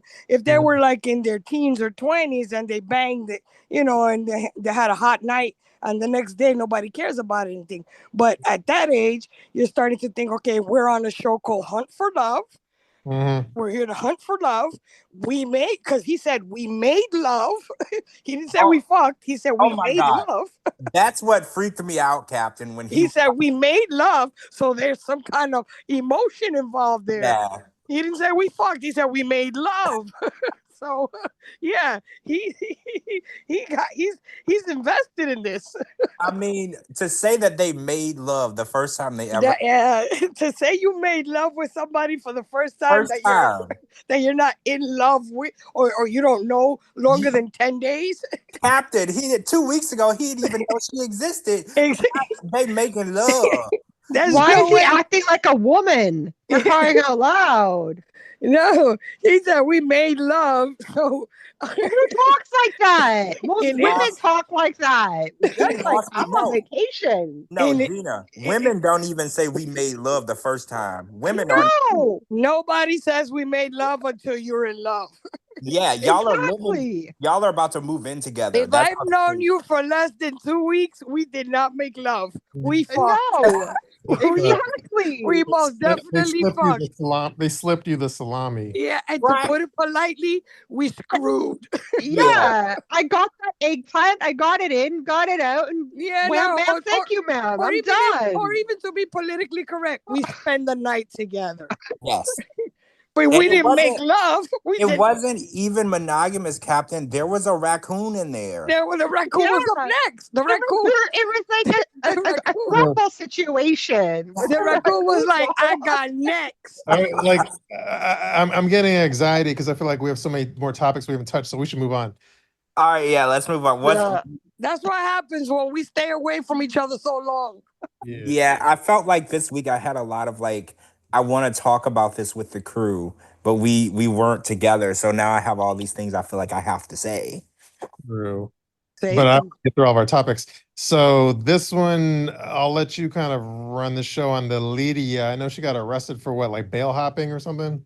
Oh my God. Yeah. So the Leidia saga continues. Okay. So she was, okay, let's go back. She was on bail for a previous crime, which had to do with like embezzlement. Embezzlement, and then there was another thing where endangerment of an animal. Yeah, she beat the shit out of a dog. Yeah, she hurt a dog. So she was on bail for that. And then we found out recently, okay, so there was a rumor going around that she was trying to flee back to, I think, Indonesia. That's not what the police report said. So I'll get into the police report. It said that when she signed her bail paperwork in January for the embezzlement charge and then the endangering an animal charge, that hasn't gone through the court system yet. She signed that she would keep the court system updated on her address and phone number. And if she moved, she would let them know within 48 hours. So she moved out of the home that her and Eric own. They rented that home out, and now she's living in an apartment. She didn't notify the court, and there's an ongoing investigation involving the death of her daughter. And they were comparing notes. Okay, so this is kind of how this bail jumping arrest came about. They were comparing notes, and in a statement that they gave regarding an investigation for the baby's death, she gave a different address and phone number. And the police doing their work, police double check and fine tooth everything. They were like, well, this isn't the address that we have for her on file for the court. This is a different address. And that's how they put the two and two together. And they charged her with felony bail jumping. Even though she didn't actually miss a court date, she didn't actually jump bail. Because usually when you think of jumping bail, it means they were supposed to be. Well, remember, they also confiscated her passport. Yes, part of that was they considered her to be a flight risk. Right. They didn't want her to be able to travel outside of the state. I don't remember what state. Is it Wisconsin that she's Wisconsin. So her travel is limited to in-state in Wisconsin, and she needs to notify the bail bondsman. If she's going to be traveling throughout that state. So she had to turn in her passport because they felt that she would leave the country, which I believe that she would. But this felony bail jumping arrest that she was arrested for and actually consequently bailed out for was not because she tried to get on an airplane and go to Indonesia. It's actually because... Well, also there's some stuff on there that she's selling everything. She's having a fire sale with everything at the house. Yes, she moved out of the house and into an apartment, and she's basically selling everything that was in the house. So that's considered a flight risk. Well, right, because they were like, well, why wouldn't you need any of this, right? Cash. She's asking for cash. She don't want no checks. She's selling everything cash. She don't want no e-transfers or PayPal. She don't want no cash apps. She doesn't want a paper trail. She wants cash up front for all that shit. Well, it would be impossible for her to leave the country without a passport. So I don't think that she'll be able to actually leave. And remember, with the embezzlement charge, they had limited her out of country travel with that. When you're on bail for anything felony federal like embezzlement. Yeah, but they hadn't taken her passport yet. No, but she was. But now they took her shit because she was she moved without telling them, and she's selling everything. And then I don't know too much about the situation with the baby, but a lot of stuff seems like she's involved in that. And if she is, I don't want to hear about that. Yeah, I'm just gonna say, when the last domestic situation happened, I don't know if you guys remember, when the dog was hurt badly, she said that she threatened that she would hurt herself and the unborn baby. And she said that if her and Eric weren't together, she didn't want to have a baby with him. So people are now saying that, because they consequently broke up after this. Yes. There's speculation. They're saying that the baby was hurt after he was arrested. After he was arrested and he was in jail. And So he was in jail, and then the yeah, baby came up hurt. correct. Because the original speculation was the baby got hurt during the altercation. But that's not true because the police were there. Yeah, because the baby- police, yeah, right. They said the police was there and the baby was fine when they Correct. took him into custody. Correct. The baby was fine. They made sure everybody was fine. I can't bring myself. I cannot bring myself to believe that her cruelty would extend that far. I can. Well, do you remember when she first got here? See, she had a son, right? You remember her son, and you remember Eric had a son, I think, and a daughter. Yeah, I And remember the Eric's son and daughter. yeah, the daughter was still living with Eric. And do you remember the son that Eric had was still pretty young and he was paying child support for the son, because when you have a child and you're not with the mother, you do need to make sure that that child is taken care of. Lydia said on the show, it's documented, she was like, you need to stop paying child support for that child because now that I'm here, you can't be dealing with that child. That child is no longer a part of your life. Yes, and she made him kick the daughter out. Yeah, she made him kick the daughter out. So she's a pretty cold-hearted person, right? Because I don't care if I'm in a relationship with someone and they have a child from a different relationship, it would never come out of my mouth to say, I want you to stop taking care of that child now that you're with me. I would never, it would never. And these are episodes. Keep in mind, these are episodes before anybody started crying scripted. Remember, everybody says, oh, they made me look bad and they made me say this and they made me say that. So these are episodes of the 90 Day Fiancé before the scripted accusations were coming out. So she was being live and real. Yeah, that was her. That was her. Yeah, that was definitely her. That's exactly who she was. And another thing that really chilled my bones was when I was watching the stories that she was posting, talking about the domestic situation in her relationship and how unhappy she was.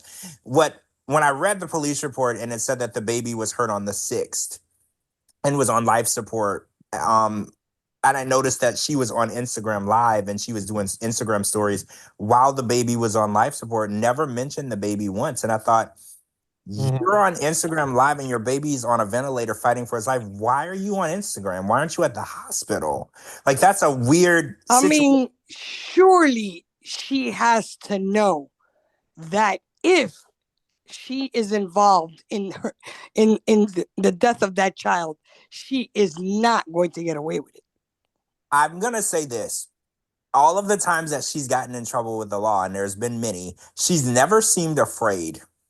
Because even when the embezzlement charges came up, she would go on Instagram and talks about it. And she never, how when somebody, remember one guy, I don't remember. He's a sociopath or something? Yeah. Remember when Chris Watts or whoever that guy was who killed his family, when they finally figured out what he did and they showed him video of what he did, you could see in the video that he was like, oh shit. Like, I'm going to go. Yeah, but she's never really done that. She's never. That embezzlement is nothing compared to murder. Yeah, but I think it all leads. One thing leads into another. Like, I mean, it is true though. If you can hurt an animal, you can hurt a child.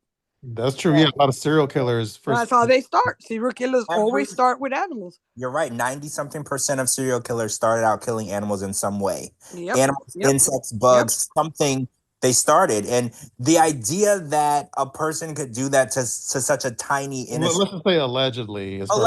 Allegedly. Yeah. I don't know. When I watched the stories and I went back and watched the videos and everything, she just didn't look like somebody that felt guilty. So if she did it, allegedly, if she did or didn't, it scares me the way that she doesn't have any personal responsibility either way. That's exactly what Shabooty said. That's a sociopath. You're watching a sociopath in real time. Yeah. And the husband is he's a mess too, but I don't want to dedicate another 20 minutes on the husband, but no. This is good. That's good because we just wanted to talk about the felony bail jumping, and ironically, they've already released her on bail for that. So I was like, you think she's gonna jump bail, so you put her back on bail? That's stupid. But yeah, we can move on to the next thing. Sure. Okay. Yeah. Let's go to the next thing. Just based on my list. Okay. So there's the 90 Day Bad Boys video with Cara. Yeah, I saw it. I actually like that one. Well, let me say, initially when it first dropped, as soon as I watch the scene with like what's his name? Who's the guy that's Timu Marky Wahlberg? Josh. Yeah, Josh. Like Oh gosh. as soon as I saw Josh like feeling up her thigh, and then I see like Jamal, and I immediately had to like shut it off, and I like ignored it until today. Wait, were you bothered by the provocativeness of the video? Well, I mean I like Kara, so seeing her amongst such cesspool swine type people. God, immediately God turned off. forbid they would have used Liz. Well, that was my next statement. I was like, what if we He replace would have Liz? scorched earth. Yeah, I would have you out have done like 5 memes in a row. Some shit. He would have scorched earth that had Liz in that video. I mean, I definitely saw that Kara, first of all, looked fucking amazing. She was beautiful, fine, any variation of the word. She looked great. And I thought that this was one of the better videos that I thought the Bad Boys did. Honestly, I thought it was one of the better ones.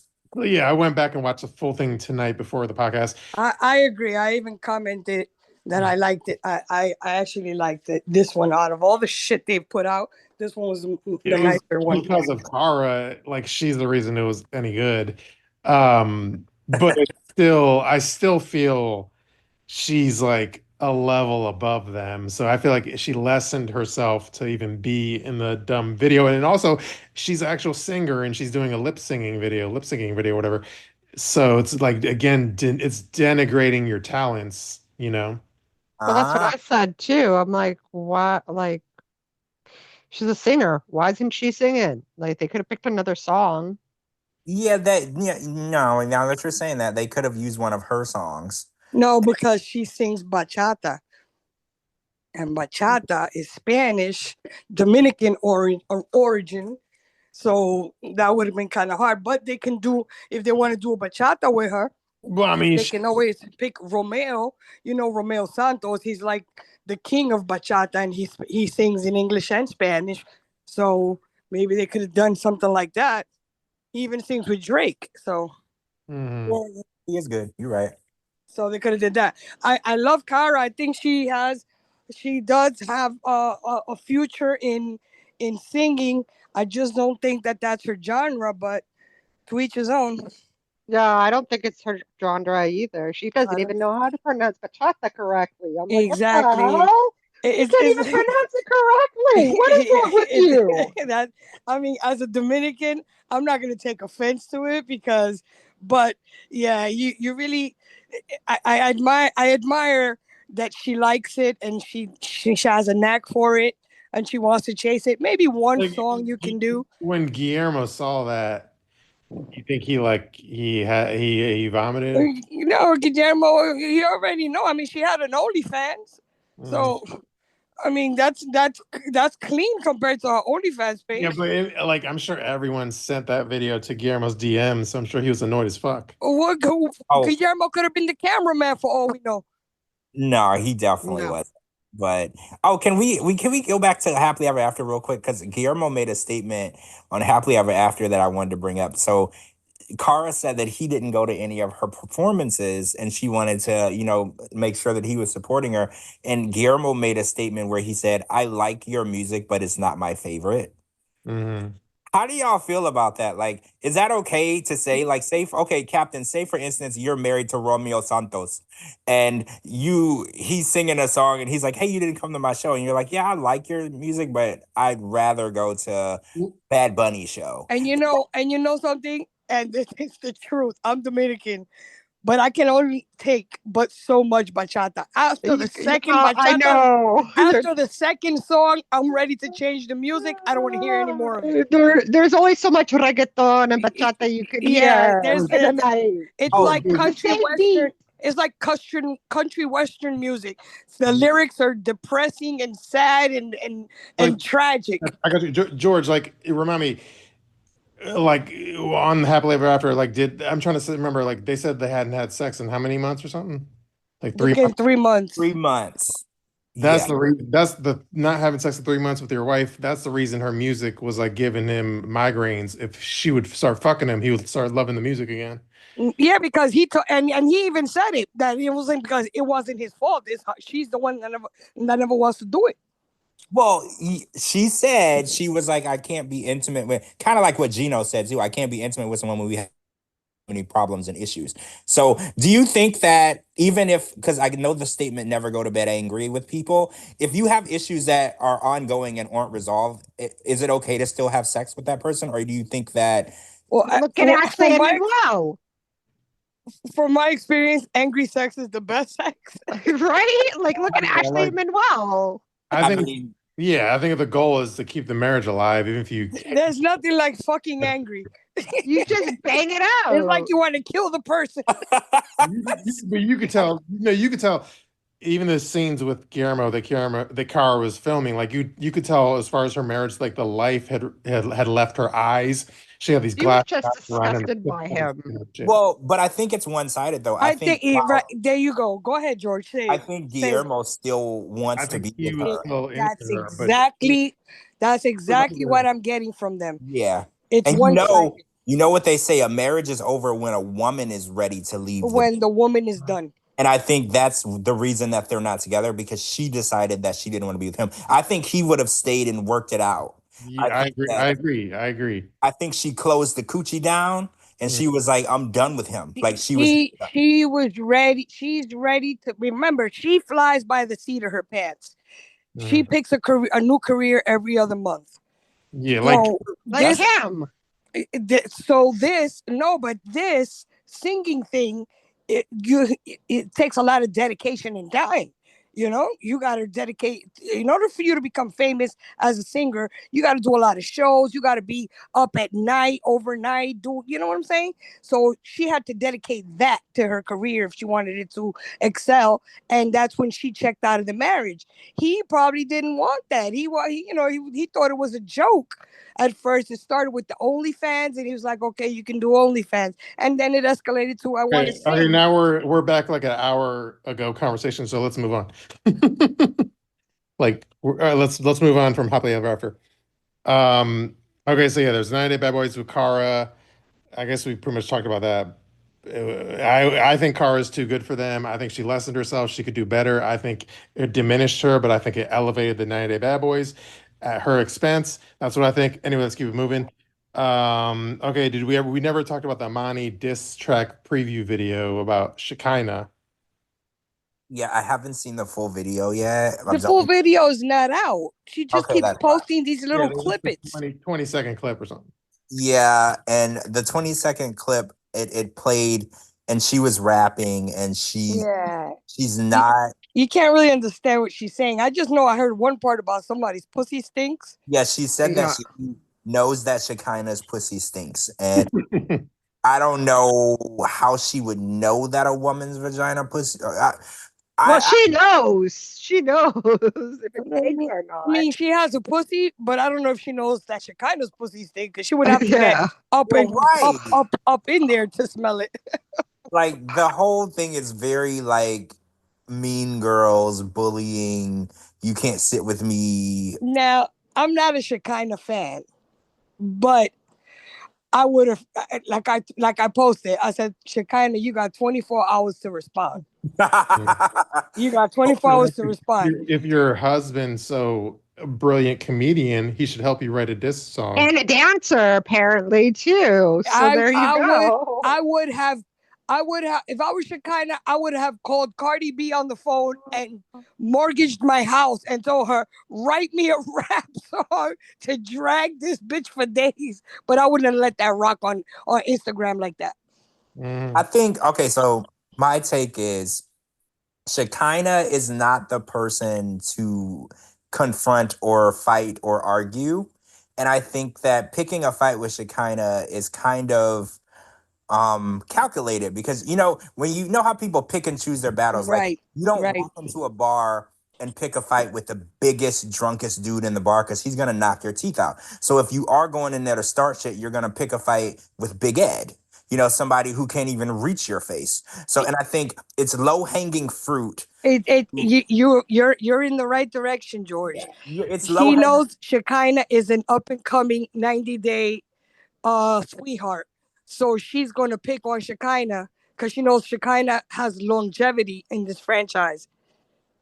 But as I told the group like last week or when it first came out for like 20 seconds, I'm like, if she's gonna post it on her OnlyFans, how is Shekinah ever gonna see it? She ain't paying that shit. No, Gina, when something is made about you, everybody sends it to you. Everybody sends it to you. Yeah, the first 20 seconds, but People like create though, somebody's gonna send her the whole thing. Look, I hope whenever so. I when hope something so. negative comes out about you and you're a celebrity, everybody sends it to you. I Gina, hope it gets posted on Reddit. The Gina, whole thing. So we seen Rob's OnlyFans and we didn't even ask for we it. didn't even pay, right? We didn't even subscribe, and why have we all seen his butt None plug? of us have a subscription, but we seen it. Yeah. It's So gonna if I guarantee you Shekinah has heard all that shit. she's heard it more than once. But my point is, Shekinah's not gonna respond because Shekinah's not a fighter. She's not controversial. She's not confrontational. And I think it's calculated to pick a fight with with someone that you know that won't fight back. Right? And Shekinah is not going to respond because that would only give Amani attention. And Amani is attention seeking because she wants to stay on the franchise. Exactly. Yeah. I So think Shekinah's not going to give her the gratification.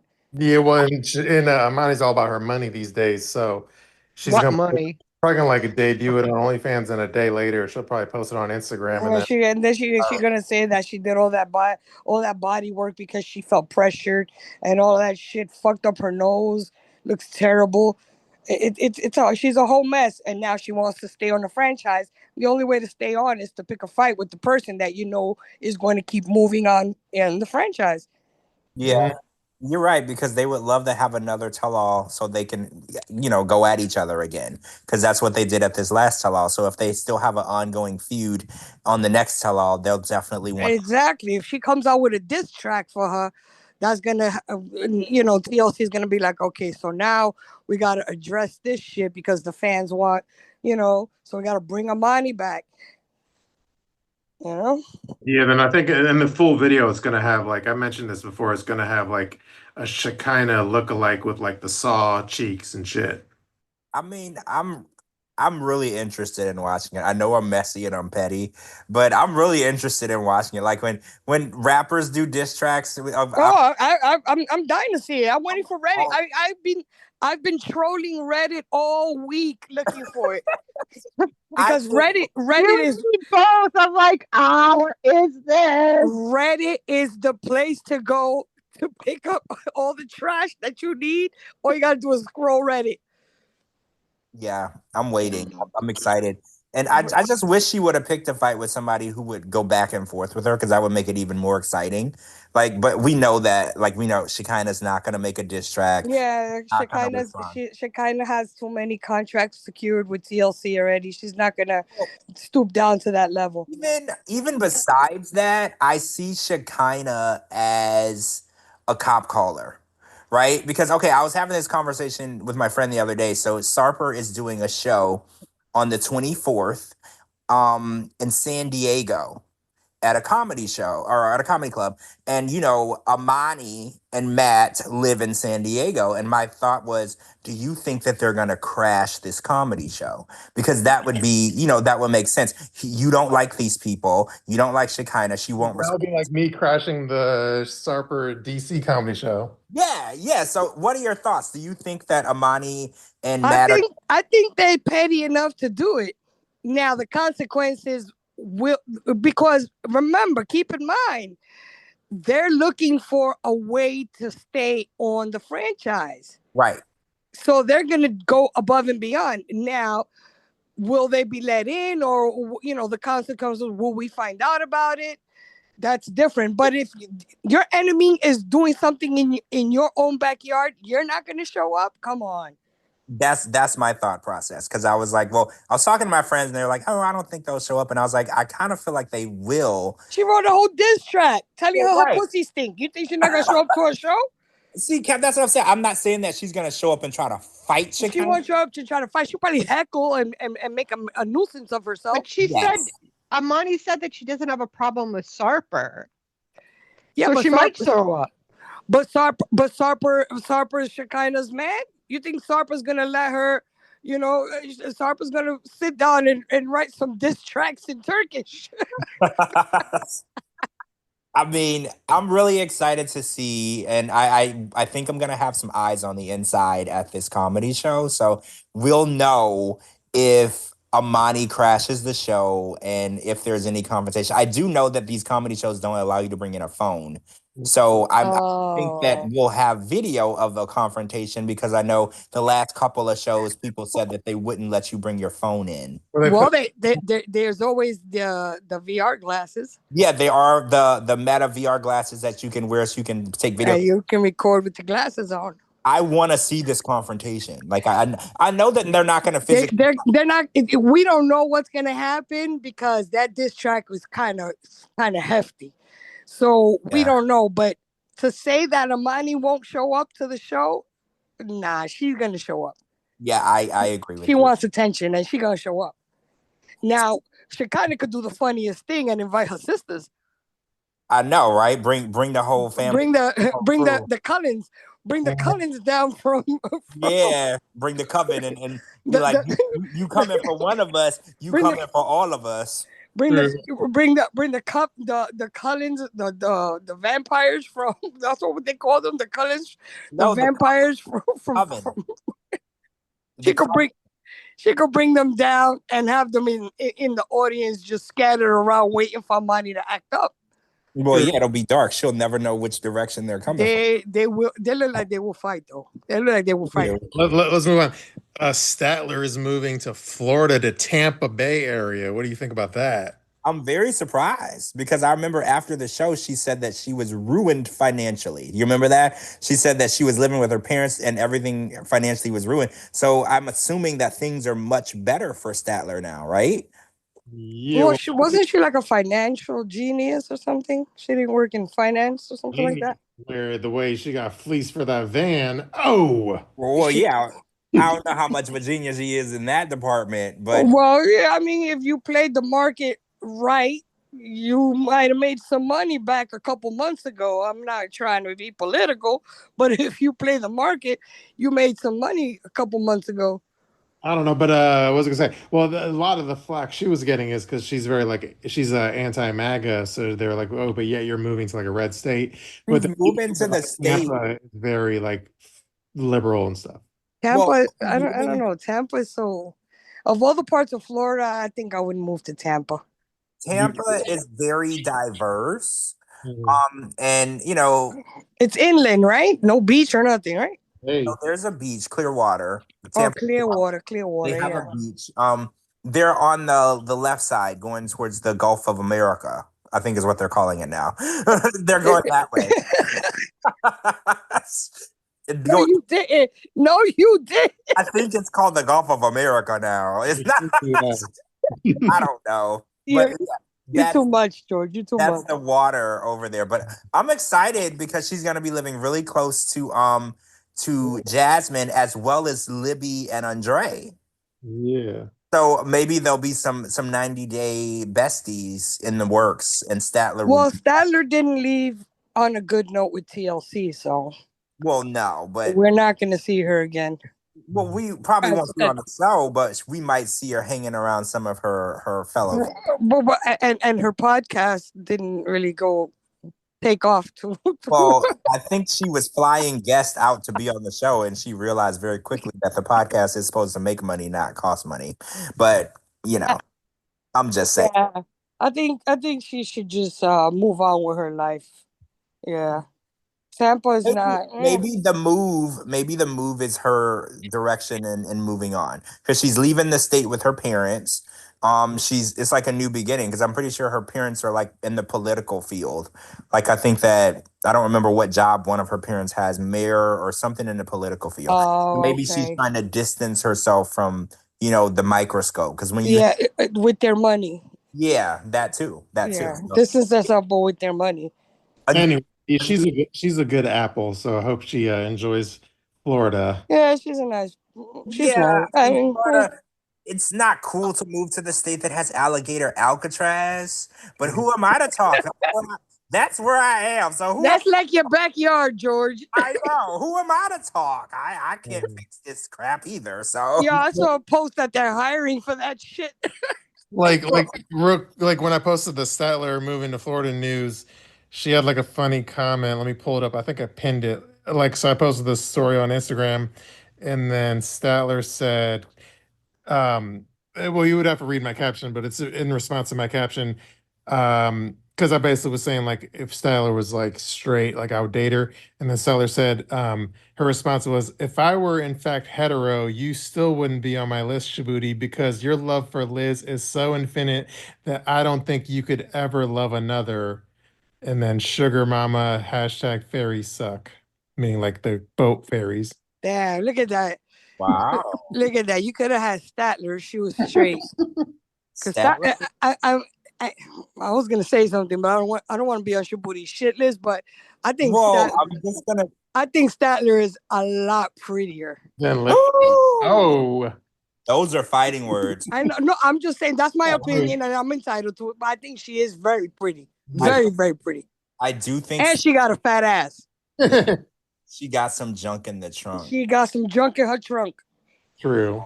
Yeah, I do agree. Statler, if she played for the other team, she's definitely somebody. She'd be. If I played for that team, I'd sign up.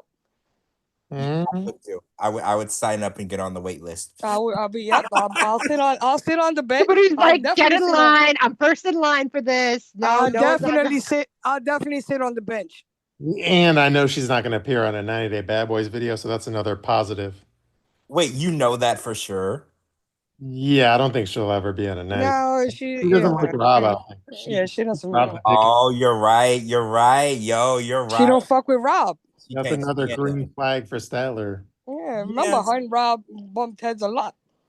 Statler has always been a green flag, if you ask me. I mean, when it comes to financial decisions, I would take over, but everything else I like about her. I like her. What is it, neuro spicy? But I'll get over that. Yeah. There's nothing going on with Statler that I can't get over. I like her. I've always liked her. Yeah. She has a sense of humor. Mm-hmm. Which is very that's a nice. She has a sense of humor. She's very pretty and she got a fat ass. What more can you ask for? Oh, and she comes from money. And she's funny. Like that's like a huge. And she comes from money. Well, yeah, that's big. But like for me, you got to be funny and have a sense of humor. I can't be with no. Yeah, you can't be with a dry cracker. I know, like you got a dull dry cracker that doesn't laugh at anything, and it's like you got to put butter on it. That drives crazy.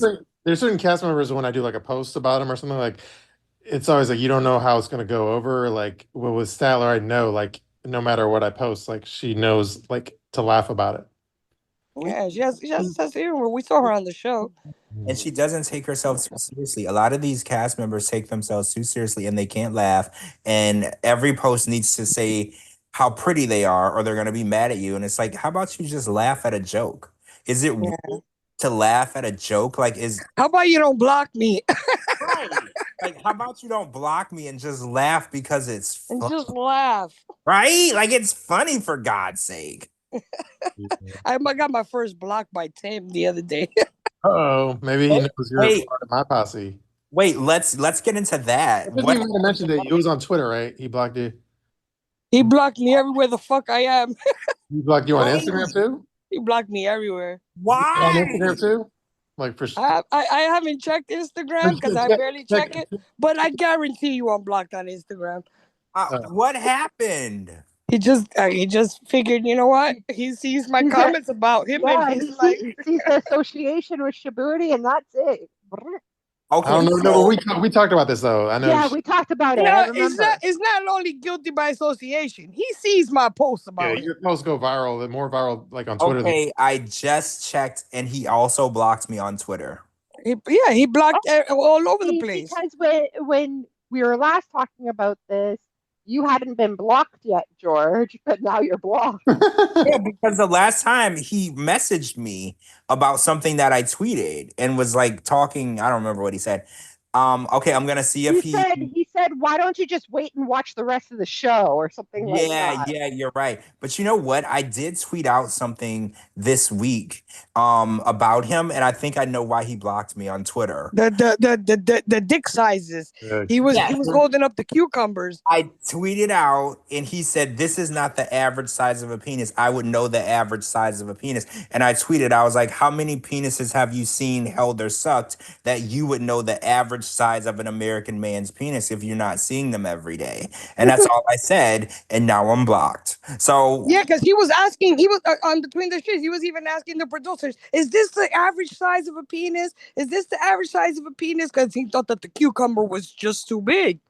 Like he's never seen one that big. But what he forgot to notice was after he said this isn't the average size, he's like, "I would know what the average size of a penis is." And I was like, "Well, how would you know? How many have you seen, touched, held, examined? Because you're not, I was like, so how do you know?" Yeah, that big feet, big meat, that's a myth. Well, yeah, a lot of people were saying on this other show I was watching that short men are surprising women now lately. Like the women were like a small guy. You've talked about this, JLP. Yeah, well, that can be true, but you can tell, like, there's certain features about a man that you can tell if he's working with something, or if he has just too much of what he was supposed to get, or he got too little. There's certain things that give it away, but for him to say, well, this is not the average size of a penis, like he was demanding to know, it's like, come on, you're a man, you should know they come in different sizes. But would men know that? Because how many of them do men get to see? Well, as a man, as a woman, we know titties come in different sizes because we see titties. As a man, as a man, you got to know that God didn't give every single body the same size dick. Well, see, I've heard guys say they didn't know the size of what a woman would consider to be big or not because they had only seen theirs. Or they only see like massive ones in porn. And porn, right? So they're very confused at what, because like I wouldn't be able to know what the average size. That means that I would know, like, out of 1,000 men, you're saying that 100 of them has a certain one. How would I know that if I don't see them every day? Exactly. Like you don't know which is average. You don't know which is average would mean everybody, the majority of people have this size. Yes. That's what average is. That's what he was trying to say. Is this the average size? Do the majority of men have big cucumber-sized giant dicks? Because if they do, I want to speak to God right now. Like I don't watch like Between the Sheets. So how did he end up with a cucumber in his hand though? Oh, they were doing it was called Pick Your Produce. Yeah, Pick Your Produce. And who do you think like match the produce to the guys with the person penis? So the guys on the show, like say they picked Rob, you had to pick a piece of produce on the table that you thought matched the size of Rob. Yeah, and then was that the cucumber? Or the eggplant. I think it was the eggplant. And when I picked it, I was like, no fucking way. Put that eggplant down, Tiffany. Put it down. There's no fucking... We seen Rob, and he's not an eggplant. So Shabooty, this would have been the one episode of Between the Sheets you wanted to watch. This was this was the best one by far. It was better than the show. It was better than Happily Ever After. That was the first one I watched. And they kept saying that Colty had the little carrot. Oh my God, they said Colt had a baby carrot. They kept saying the baby carrot was Colt.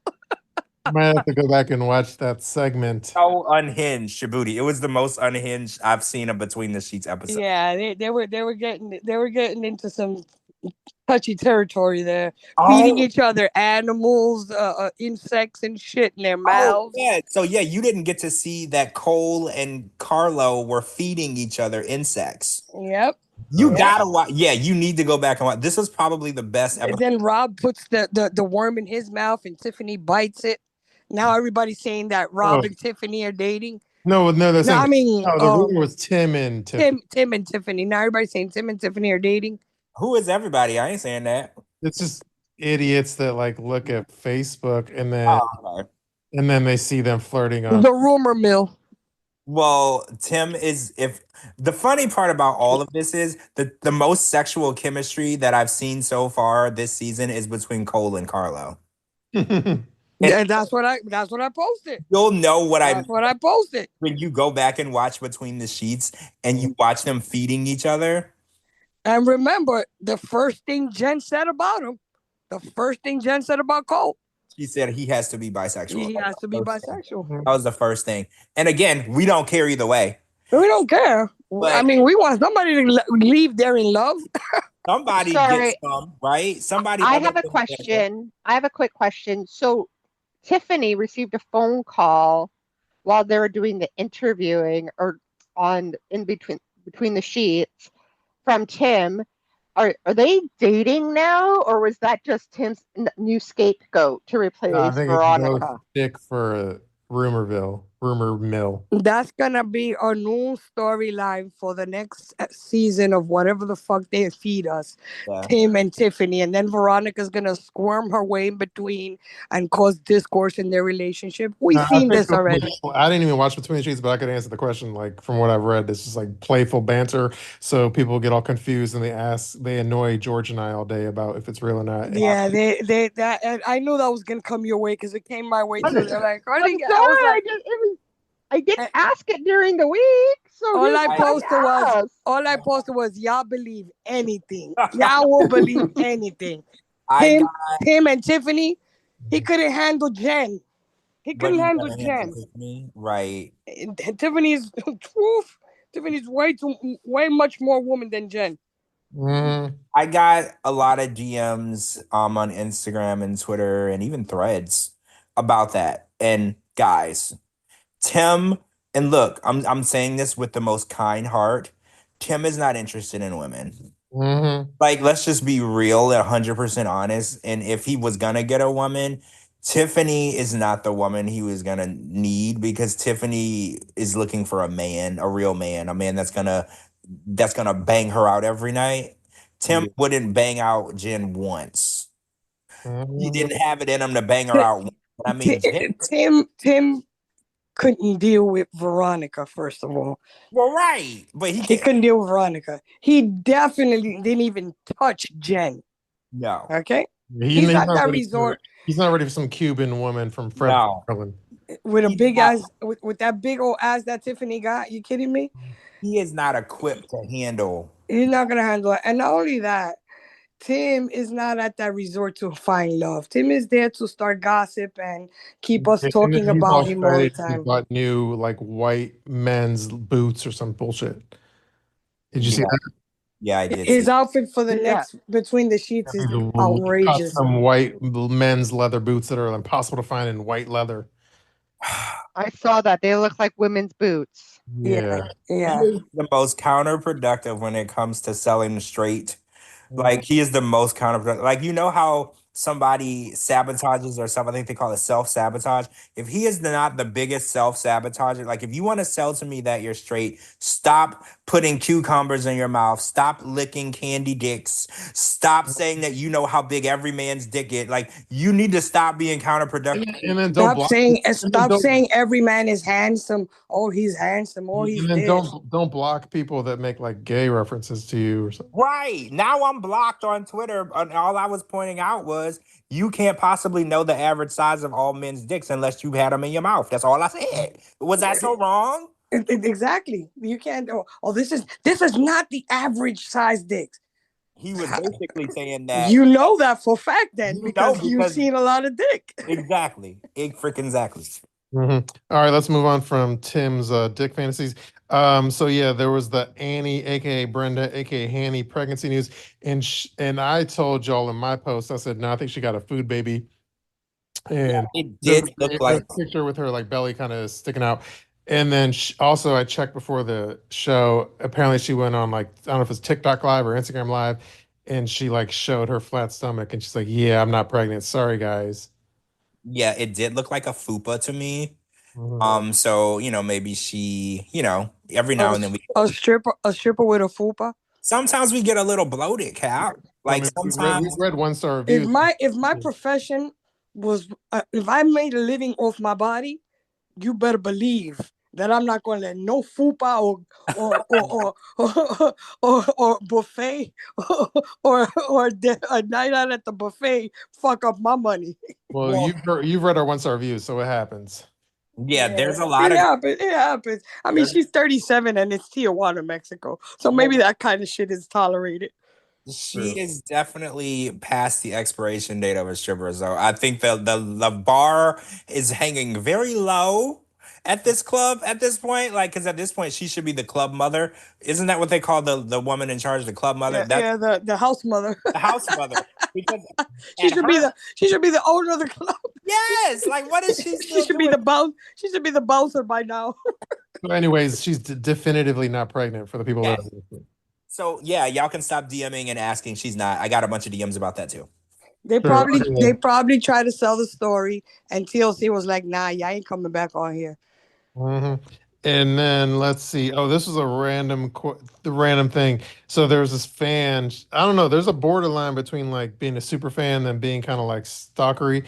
But there's this fan that's like I know I'm going to sound hypocritical, but there's this fan that's a Liz super fan. But the difference is this person actually lives in like Seattle, so they end up going to like Liz's bar like at least once a week or something. And it's this woman, and she always DMs me like incessantly. And then like she had met Liz, and then Liz, I guess, took a selfie with her, and then Liz sent me the photo, and then I DM'd the fan. I was like, "Hey, do you mind me posting the photo with you in it?" And but because I didn't want to just post it without her permission of her being in the photo, so she Right. didn't really get back to me promptly enough, and I was like, "Fuck it, I don't really care. I'm posting it, but I want to post it, but I don't want to wait for your response." So I kind of covered her face, and I covered the fan's face with like a labubu. I don't know if you know if that is. So I covered her face with a labubu, and then I was wondering, was that insulting of me to cover the fan's face with a labubu? I mean, they are known as being like the cutest, ugliest doll toy. There's like but this generation's version of troll dolls. Yes. why would you cover the fan with a labubu and not Liz face with a labubu? I mean, they are the cutest, hottest commodities Well, out if I there. cover Liz's face, then it's not Instagram worthy because there's no 90-day person in the photo anymore. I think you did the right thing by Covering the fan, but the labubu, covering their face. the labubus are like pretty monsters. Yeah, they're like the cutest version of an ugly thing. Yeah.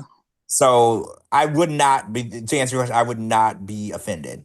True, and yeah. So anyway, I posted. I think I don't know if they were joking or not, but they were kind of like making in the DMs. They were kind of like acting like they were insulted by the labubu in there. But anyways, the only thing I'll say further beyond that is like I said, this person's a super fan, but they're almost getting into like it's one thing to be a super fan. It's another thing to be in just I'm basing this off of like the frequency of how many DMs I get from this person.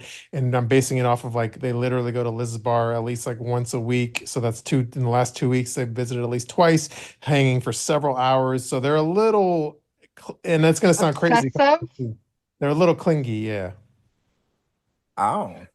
That calls for a restraining order. So do you answer like DMs regularly? Like with her, I'm getting to the, if it's like a few DMs, it's not a big deal. But when the same person sends me like 10 DMs like in a row almost, then it becomes a little too much. Well, okay. I get a lot of DMs and I usually take one day out of the week and try to knock them all out. But like if somebody wants to have like a going back and forth hour-long conversation, I usually can't engage in that. But so I don't know. But I do get like DMs from people that do just want to talk about 90 Day. So like I'll get like a ton of like DMs where they're just like, what do you think about this or this or that? Like, but I can't answer them like every single day. Like I have to go like usually one day out of the week I'll go and knock out like all 300 or 400 of them. I'm one of those people like I'll be real, like on Instagram, I'm very well, like on Twitter, I'll block someone in 2 seconds on Twitter for any reason.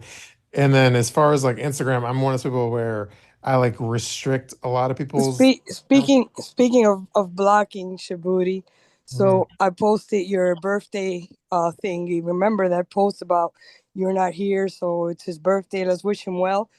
And I got a bunch of of people on my responses. Oh, wish him a happy birthday for me, even though he blocked me and I don't know why. Oh yeah, he blocked me. But wish him a happy birthday. Oh, I don't know why he blocked me, but yes, whatever. Happy birthday, Shabooty. So I got like 4 people that you blocked that wish you a happy And birthday. there's always a reason. So they're probably like, or we may not be politically aligned or some shit. But anyway, like as far as I get a lot of those too, where I'll post like something and I'll tag Shabooty in it, and then all of the replies are, Shabooty blocked me. Yeah, I'm blocked by Shabooty. But anyway, let me get back to what I was saying. Okay. So like on Instagram, like I'm one of those people that I restrict a lot of people. So like I restrict, so when you like restrict an account and then they DM you, it's like shows up under like your restricted people. So then it's like if somebody I have restricted like DMs me, I'll look at it, but I won't respond because they must have annoyed me that I restricted them. So that kind of reduces the number of DMs I like interact with if I restrict your account. So that's one way I cut down on my DMs. I'll have to try that. Yeah, because my message requests, there's probably like 1,000 messages in there. But like if you make it through to like my actual inbox, I'll eventually answer you. Like for real. Like unless you're just saying something rude or stupid, then I'll wait until you're done and then you type and then I'll make it seem like I'll write one reply back to get you mad. And then as you're typing, I'll just block you. I like to block people while they're typing because there's no other way of saying fuck you on Instagram other than wait until they get really, really mad and or they're ready to send something really stupid and then I just block them right before they send it.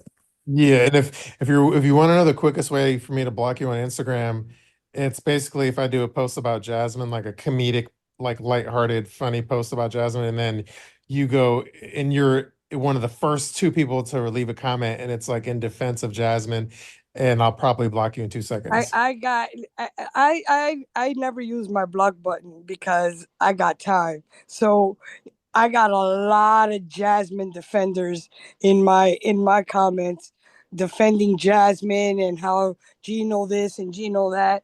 But when they realize that they picked the right one and I start going back and forth with them, they eventually give up and block me.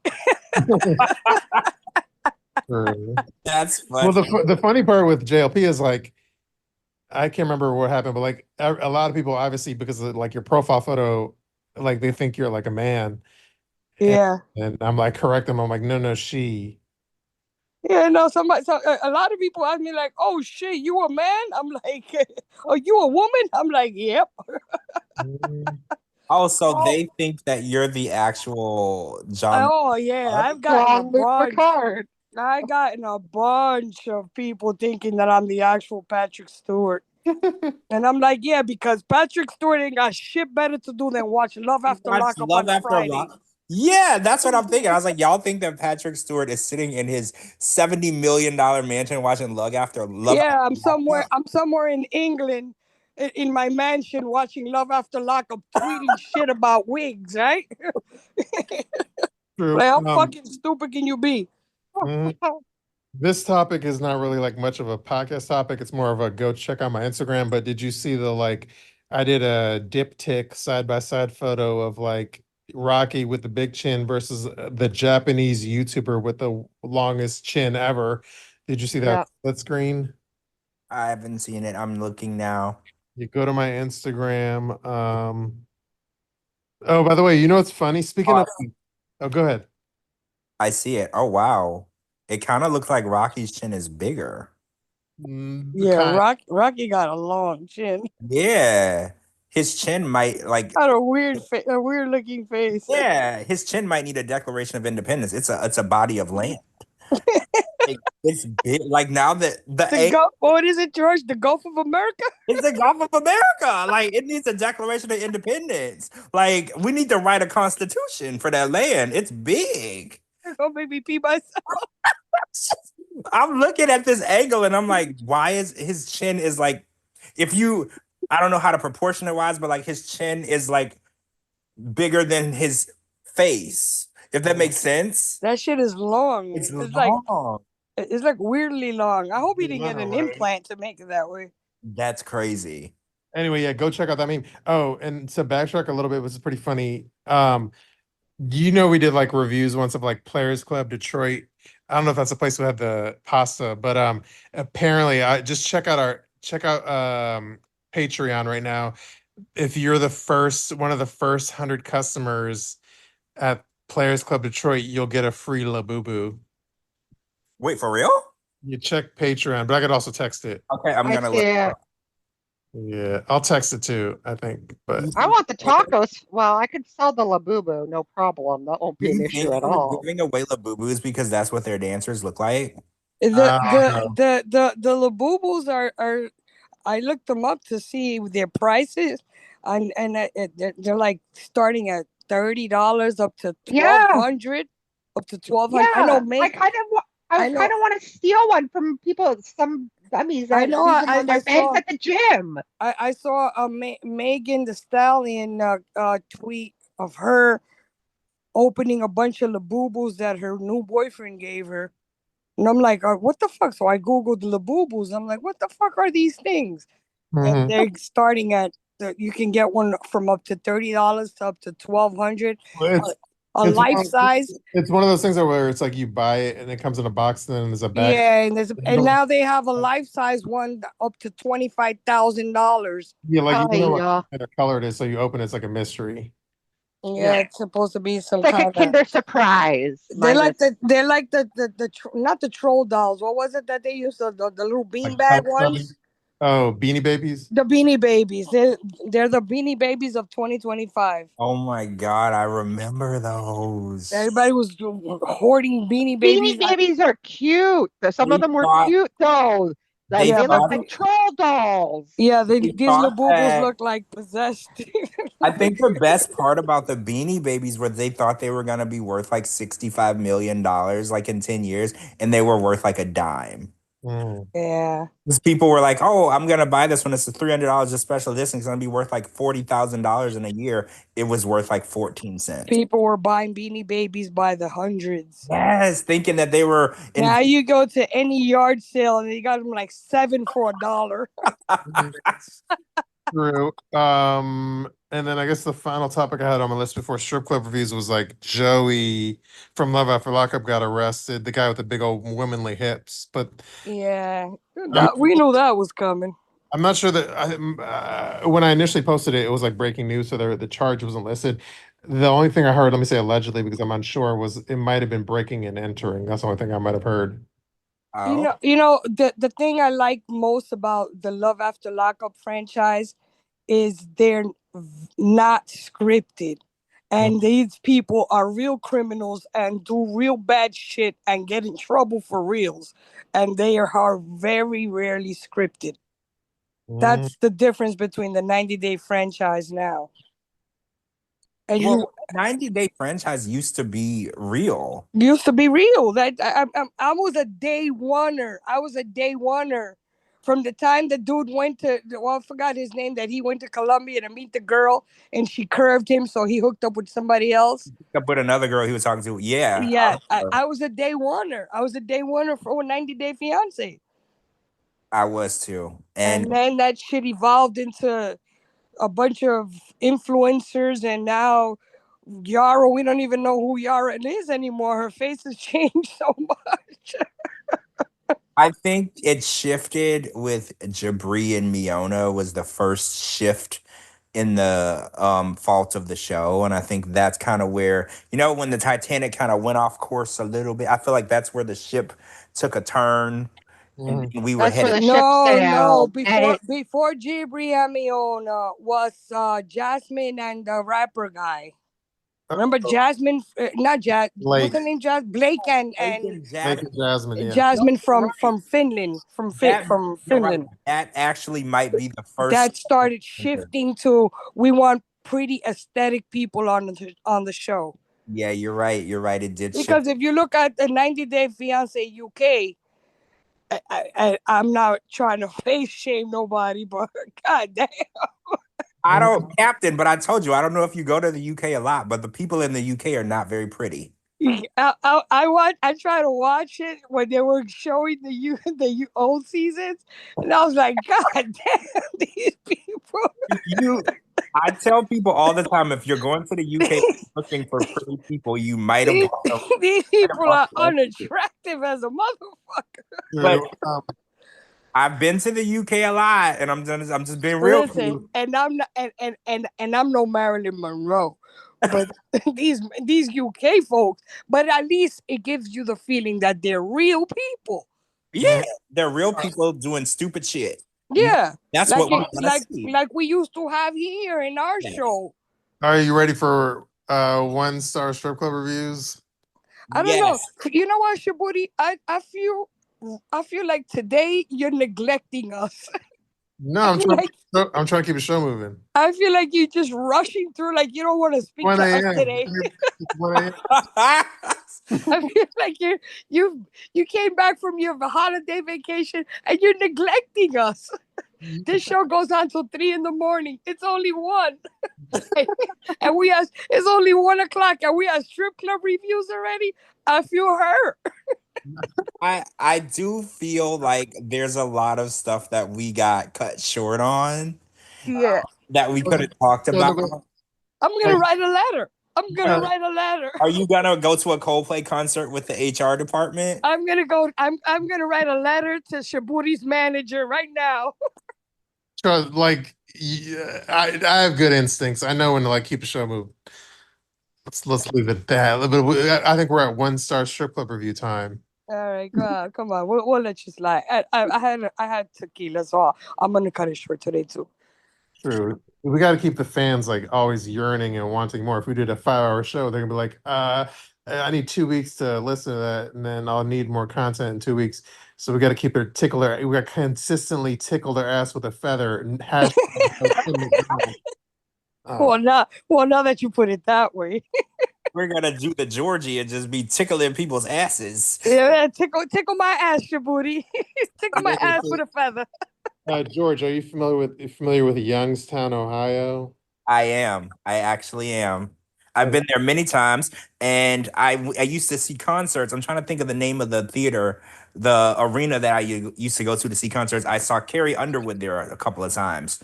Youngstown and the group. I don't know if y'all ever saw the movie Inspector Gadget when they did the movie back. And there's the Inspector Gadget theme song. It was by a group.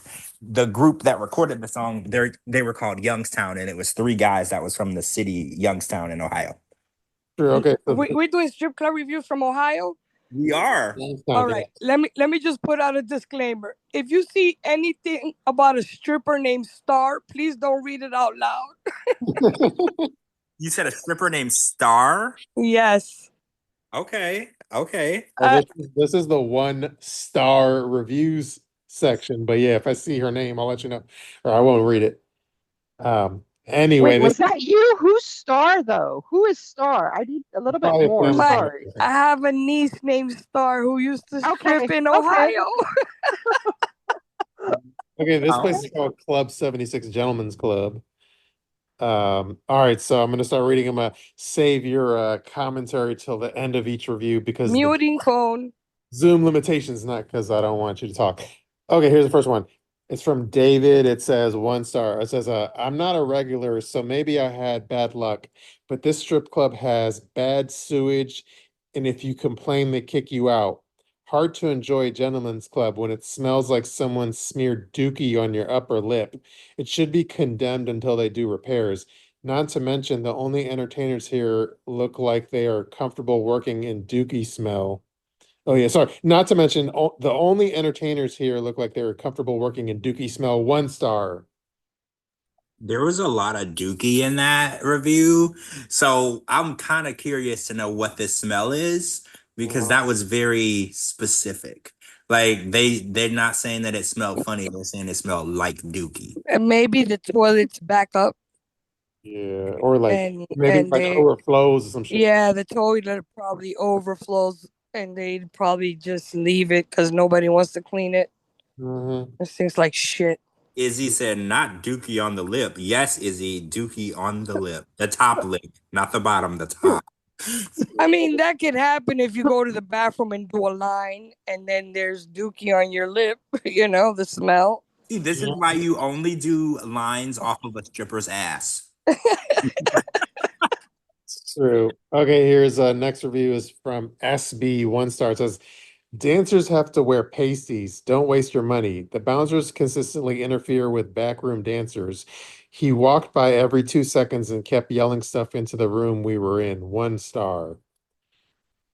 Here, What was he yelling into the room?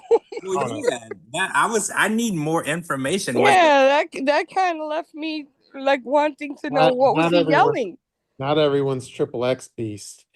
Let's just keep it moving here. This is a 1 star from Wave Rider. He says, as of 3:15, this place has sewage issue and the whole place smells like sewage, and they kicked us out for mentioning the smell. 1 star.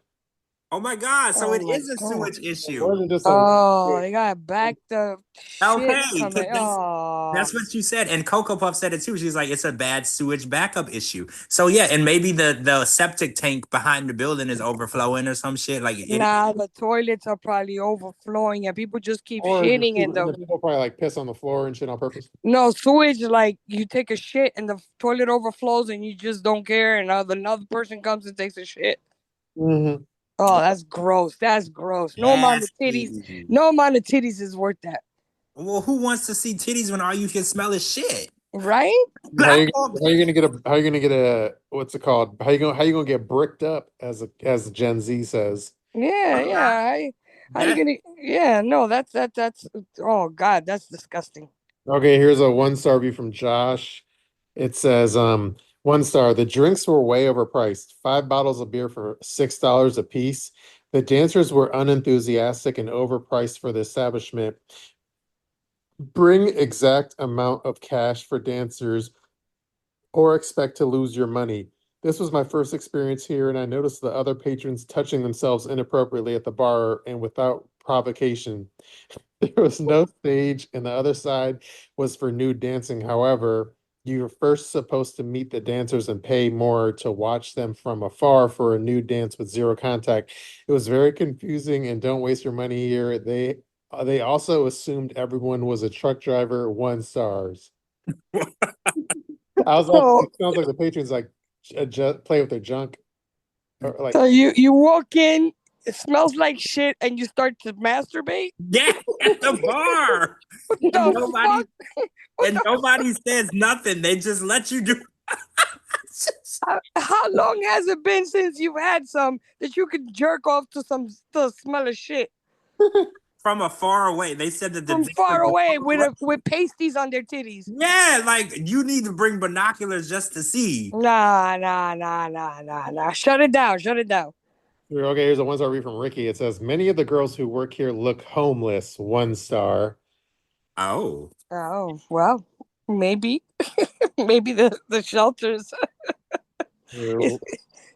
The shelters handing out applications. Maybe that's why the toilets are always backing up, because all the homeless people are saving all their dues. Oh, yeah. They're probably showering in there. No. Okay, here's a 2 star review from Jovan. It says, we stopped in because it was my brother's. No, sorry, let me read it again. We stopped in because it was my boyfriend's birthday. When we walked in, everyone looked at us like we didn't belong. The dancers, let's just say you're better off just staying home.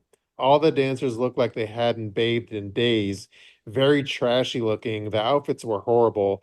I'd be surprised if they even made $10. Drinks were great. We left due to not feeling welcomed, and we tipped well. 2 stars. No smell of shit? Nope. Yeah, they didn't mention the smell of shit. Maybe they got it under control. I don't know.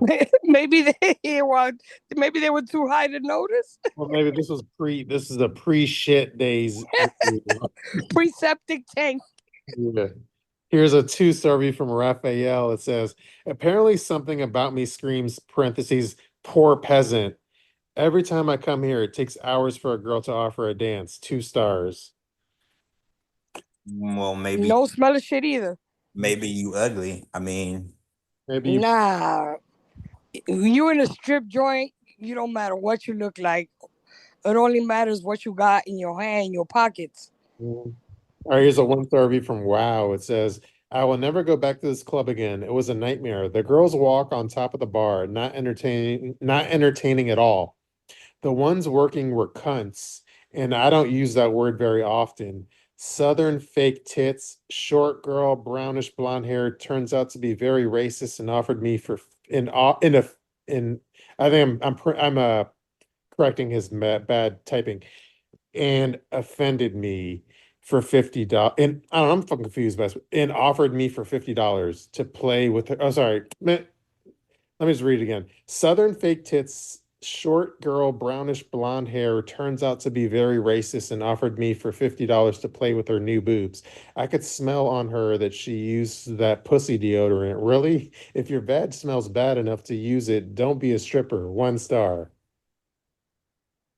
There's a lot to unpack there.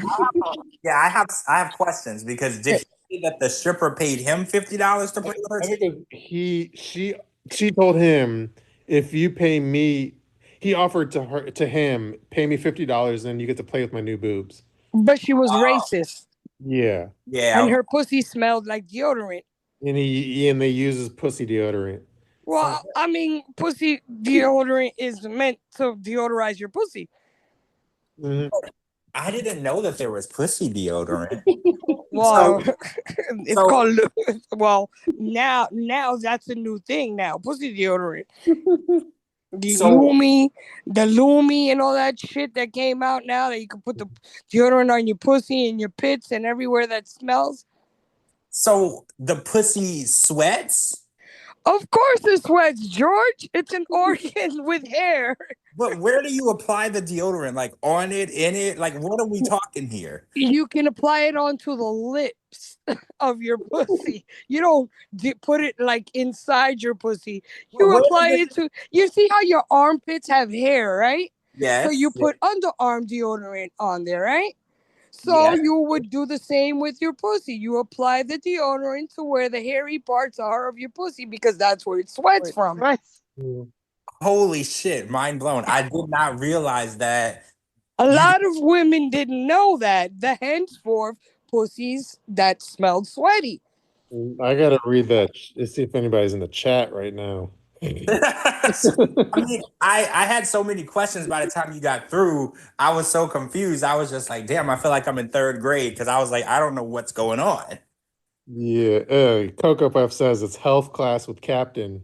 Yeah, no. Thank And now they you. came out with this new shit. You don't see all these commercials for Lumi Yeah, and all I've these heard of other. Lumi. Yeah, all these commercials for a deodorant that you could put all over. You could have Like, always is put it deodorant like, all over. yeah. They Is just it marketing Vagisil off of one it. too? Vagisil, all these old things that Yeah. you can.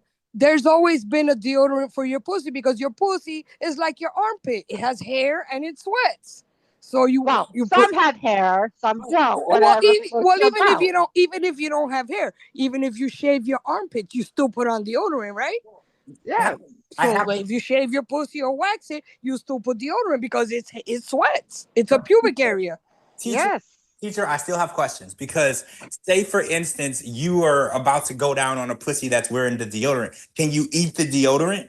Well, because you're not eating the part of the pussy where the deodorant is.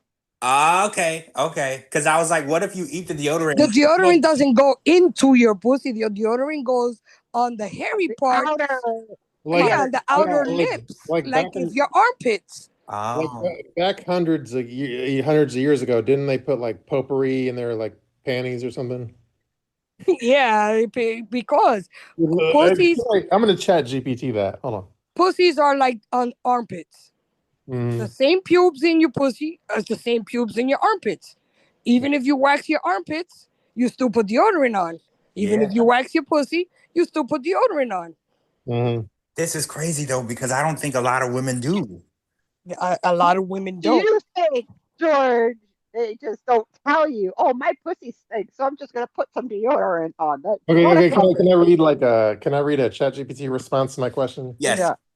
I'm just going to read the response without saying what I typed in. It says, yes, actually, kind of. Hundreds of years ago, particularly during the Renaissance and into the 18th century, it was common for people, including women, to use scented sachets or potpourri to mask body odors.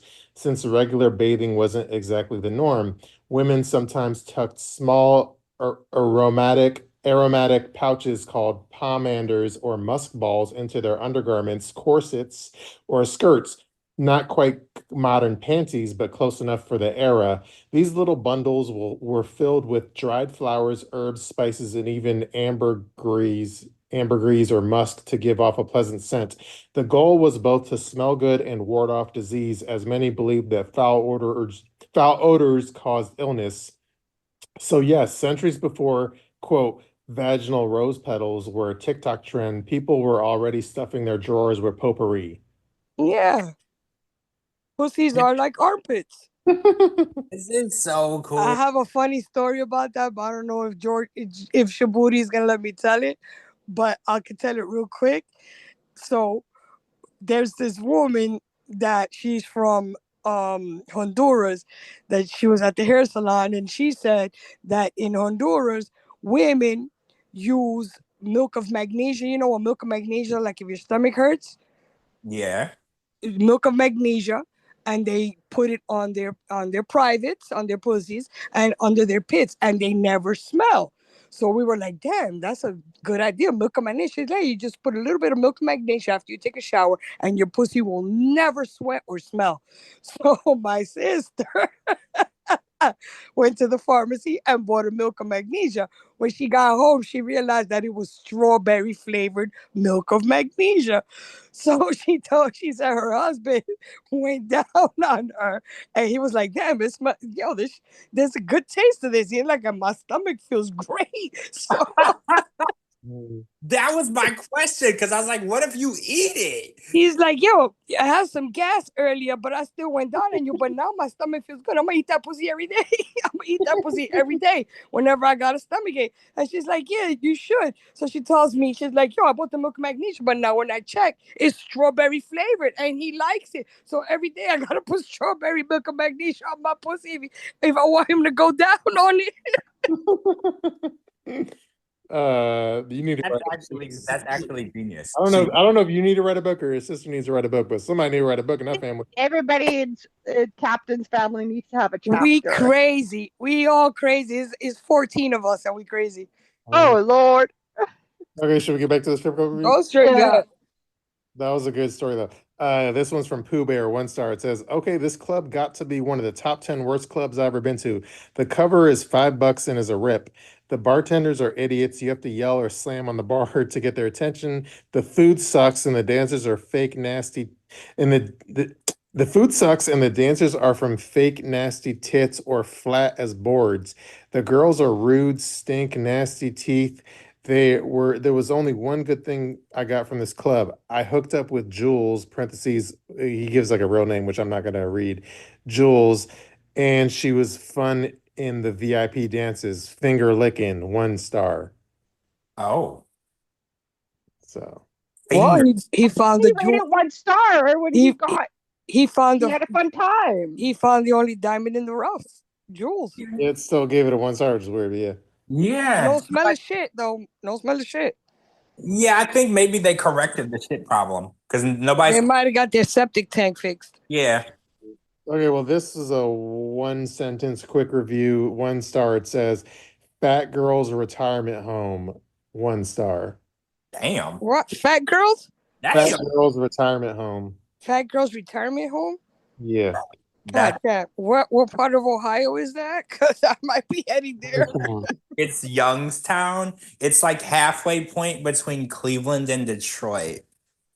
Oh, okay. I'll make a note of it. With a 1 star, 1 sentence review from username Dick. It says, if you like fat chicks, they got some. 1 star. Here's a 3 star review from username Not a Strip Club. This place is a topless bikini bar. The girls are not full nude and there is no real stage. The food was better than the girls. JJ's barbecue rocks. Monday must be an off night because there was nothing but plus size women dancing on the bar. 3 stars. The food rocked though. The food was good, but Monday was plus size girls' night. Well, maybe that's why the chicks are fat. The food is good.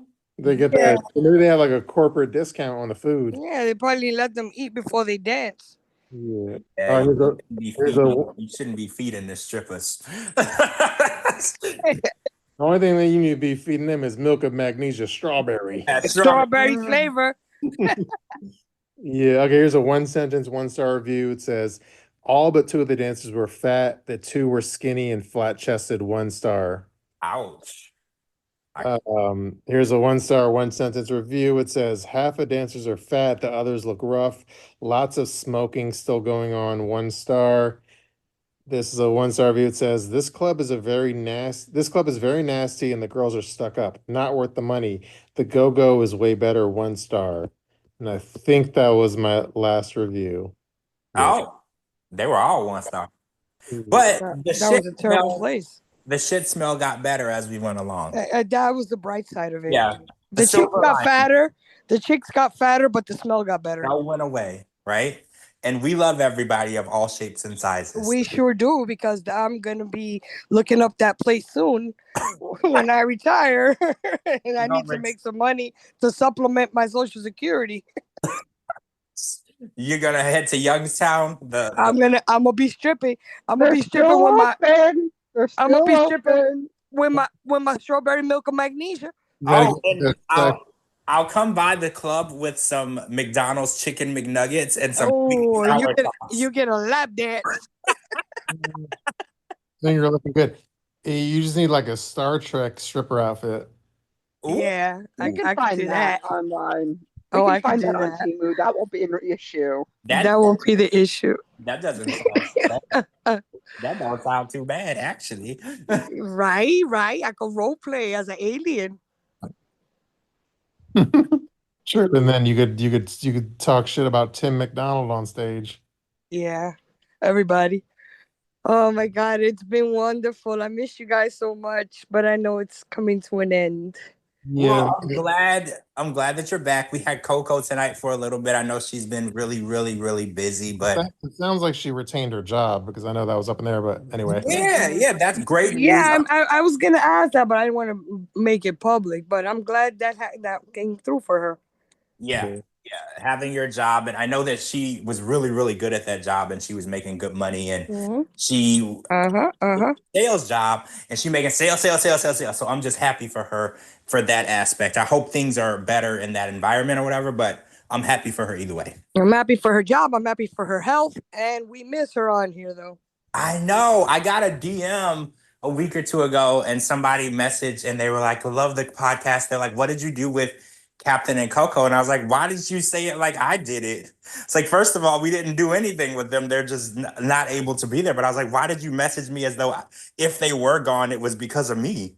I was like, "I'm very offended. I would never do anything. Those are my girls." No, we eventually, you know, sometimes we got to take a little break and see our peoples and stuff like that. But well, I find that I was able to see one of the episodes of the tell-all because I was at a hotel that night, and my friend that was with me, she had like a super duper internet package because she was working on the road, so she had her laptop, and I was like, give me that fucking laptop.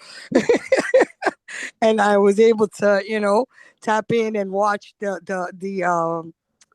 tell-all that first time, but then she had to leave, so then I had to go back to my home that has no internet or Wi-Fi. You got to What buy a little happened to getting the Wi-Fi at your sister's house? Your parents, like, what happened My to sister that? says, because we only come here for a few weeks, I don't want to get a whole internet package and then I got to cut it off. And then my sister's cheap. So I was like, you know what?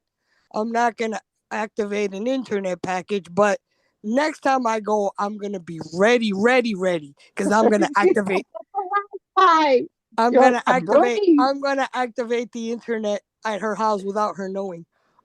True. And then send her the bill. It's like the air conditioner in her house. God forbid you turn that fucking thing on for more than 2 hours.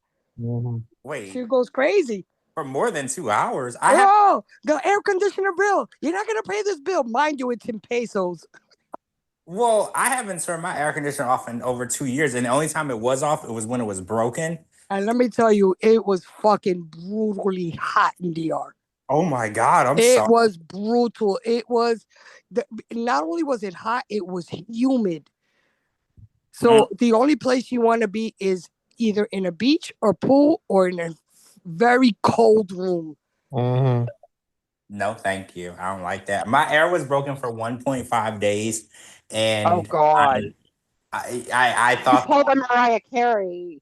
yeah, I did. I look, Gina. Let me tell you one thing that I did do for 3 hours. I went in my driveway and sat in my car with the car running and the air conditioner on because I all you couldn't. gotta do is go to the mall. If your air Yeah. conditioner's down, you just go to the mall and walk around. Yeah, I did go out a few times, but Yeah, go to the mall, walk around, go to Walmart, just sit or in one of those furniture stores, just sit in one of their Yeah, couches. test out the sofa. Yeah, pretend you're gonna Test out the buy. beds. Go to Raymore Real. Flanagan. Pretend you're gonna buy a bed and just lay on it.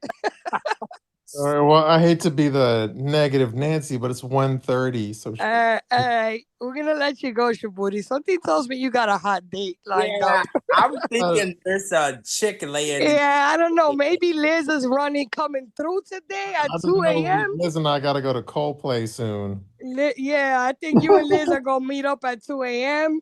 and I'm gonna let you get that. So with that, I'm gonna say good night. It was a pleasure seeing and hearing from all of you. And you guys enjoy. Thank you for joining us. Don't be a stranger. All right, guys. Have a good night. Have a nice weekend. Thank you, everyone. Let me do my little cheesy outro. Thank you, everyone, for listening to 90 Day Fiancé Fridays on a Friday. Yay. Peace out, everybody. I'll try to get this up ASAP. Peace out, everybody. Bye. Bye.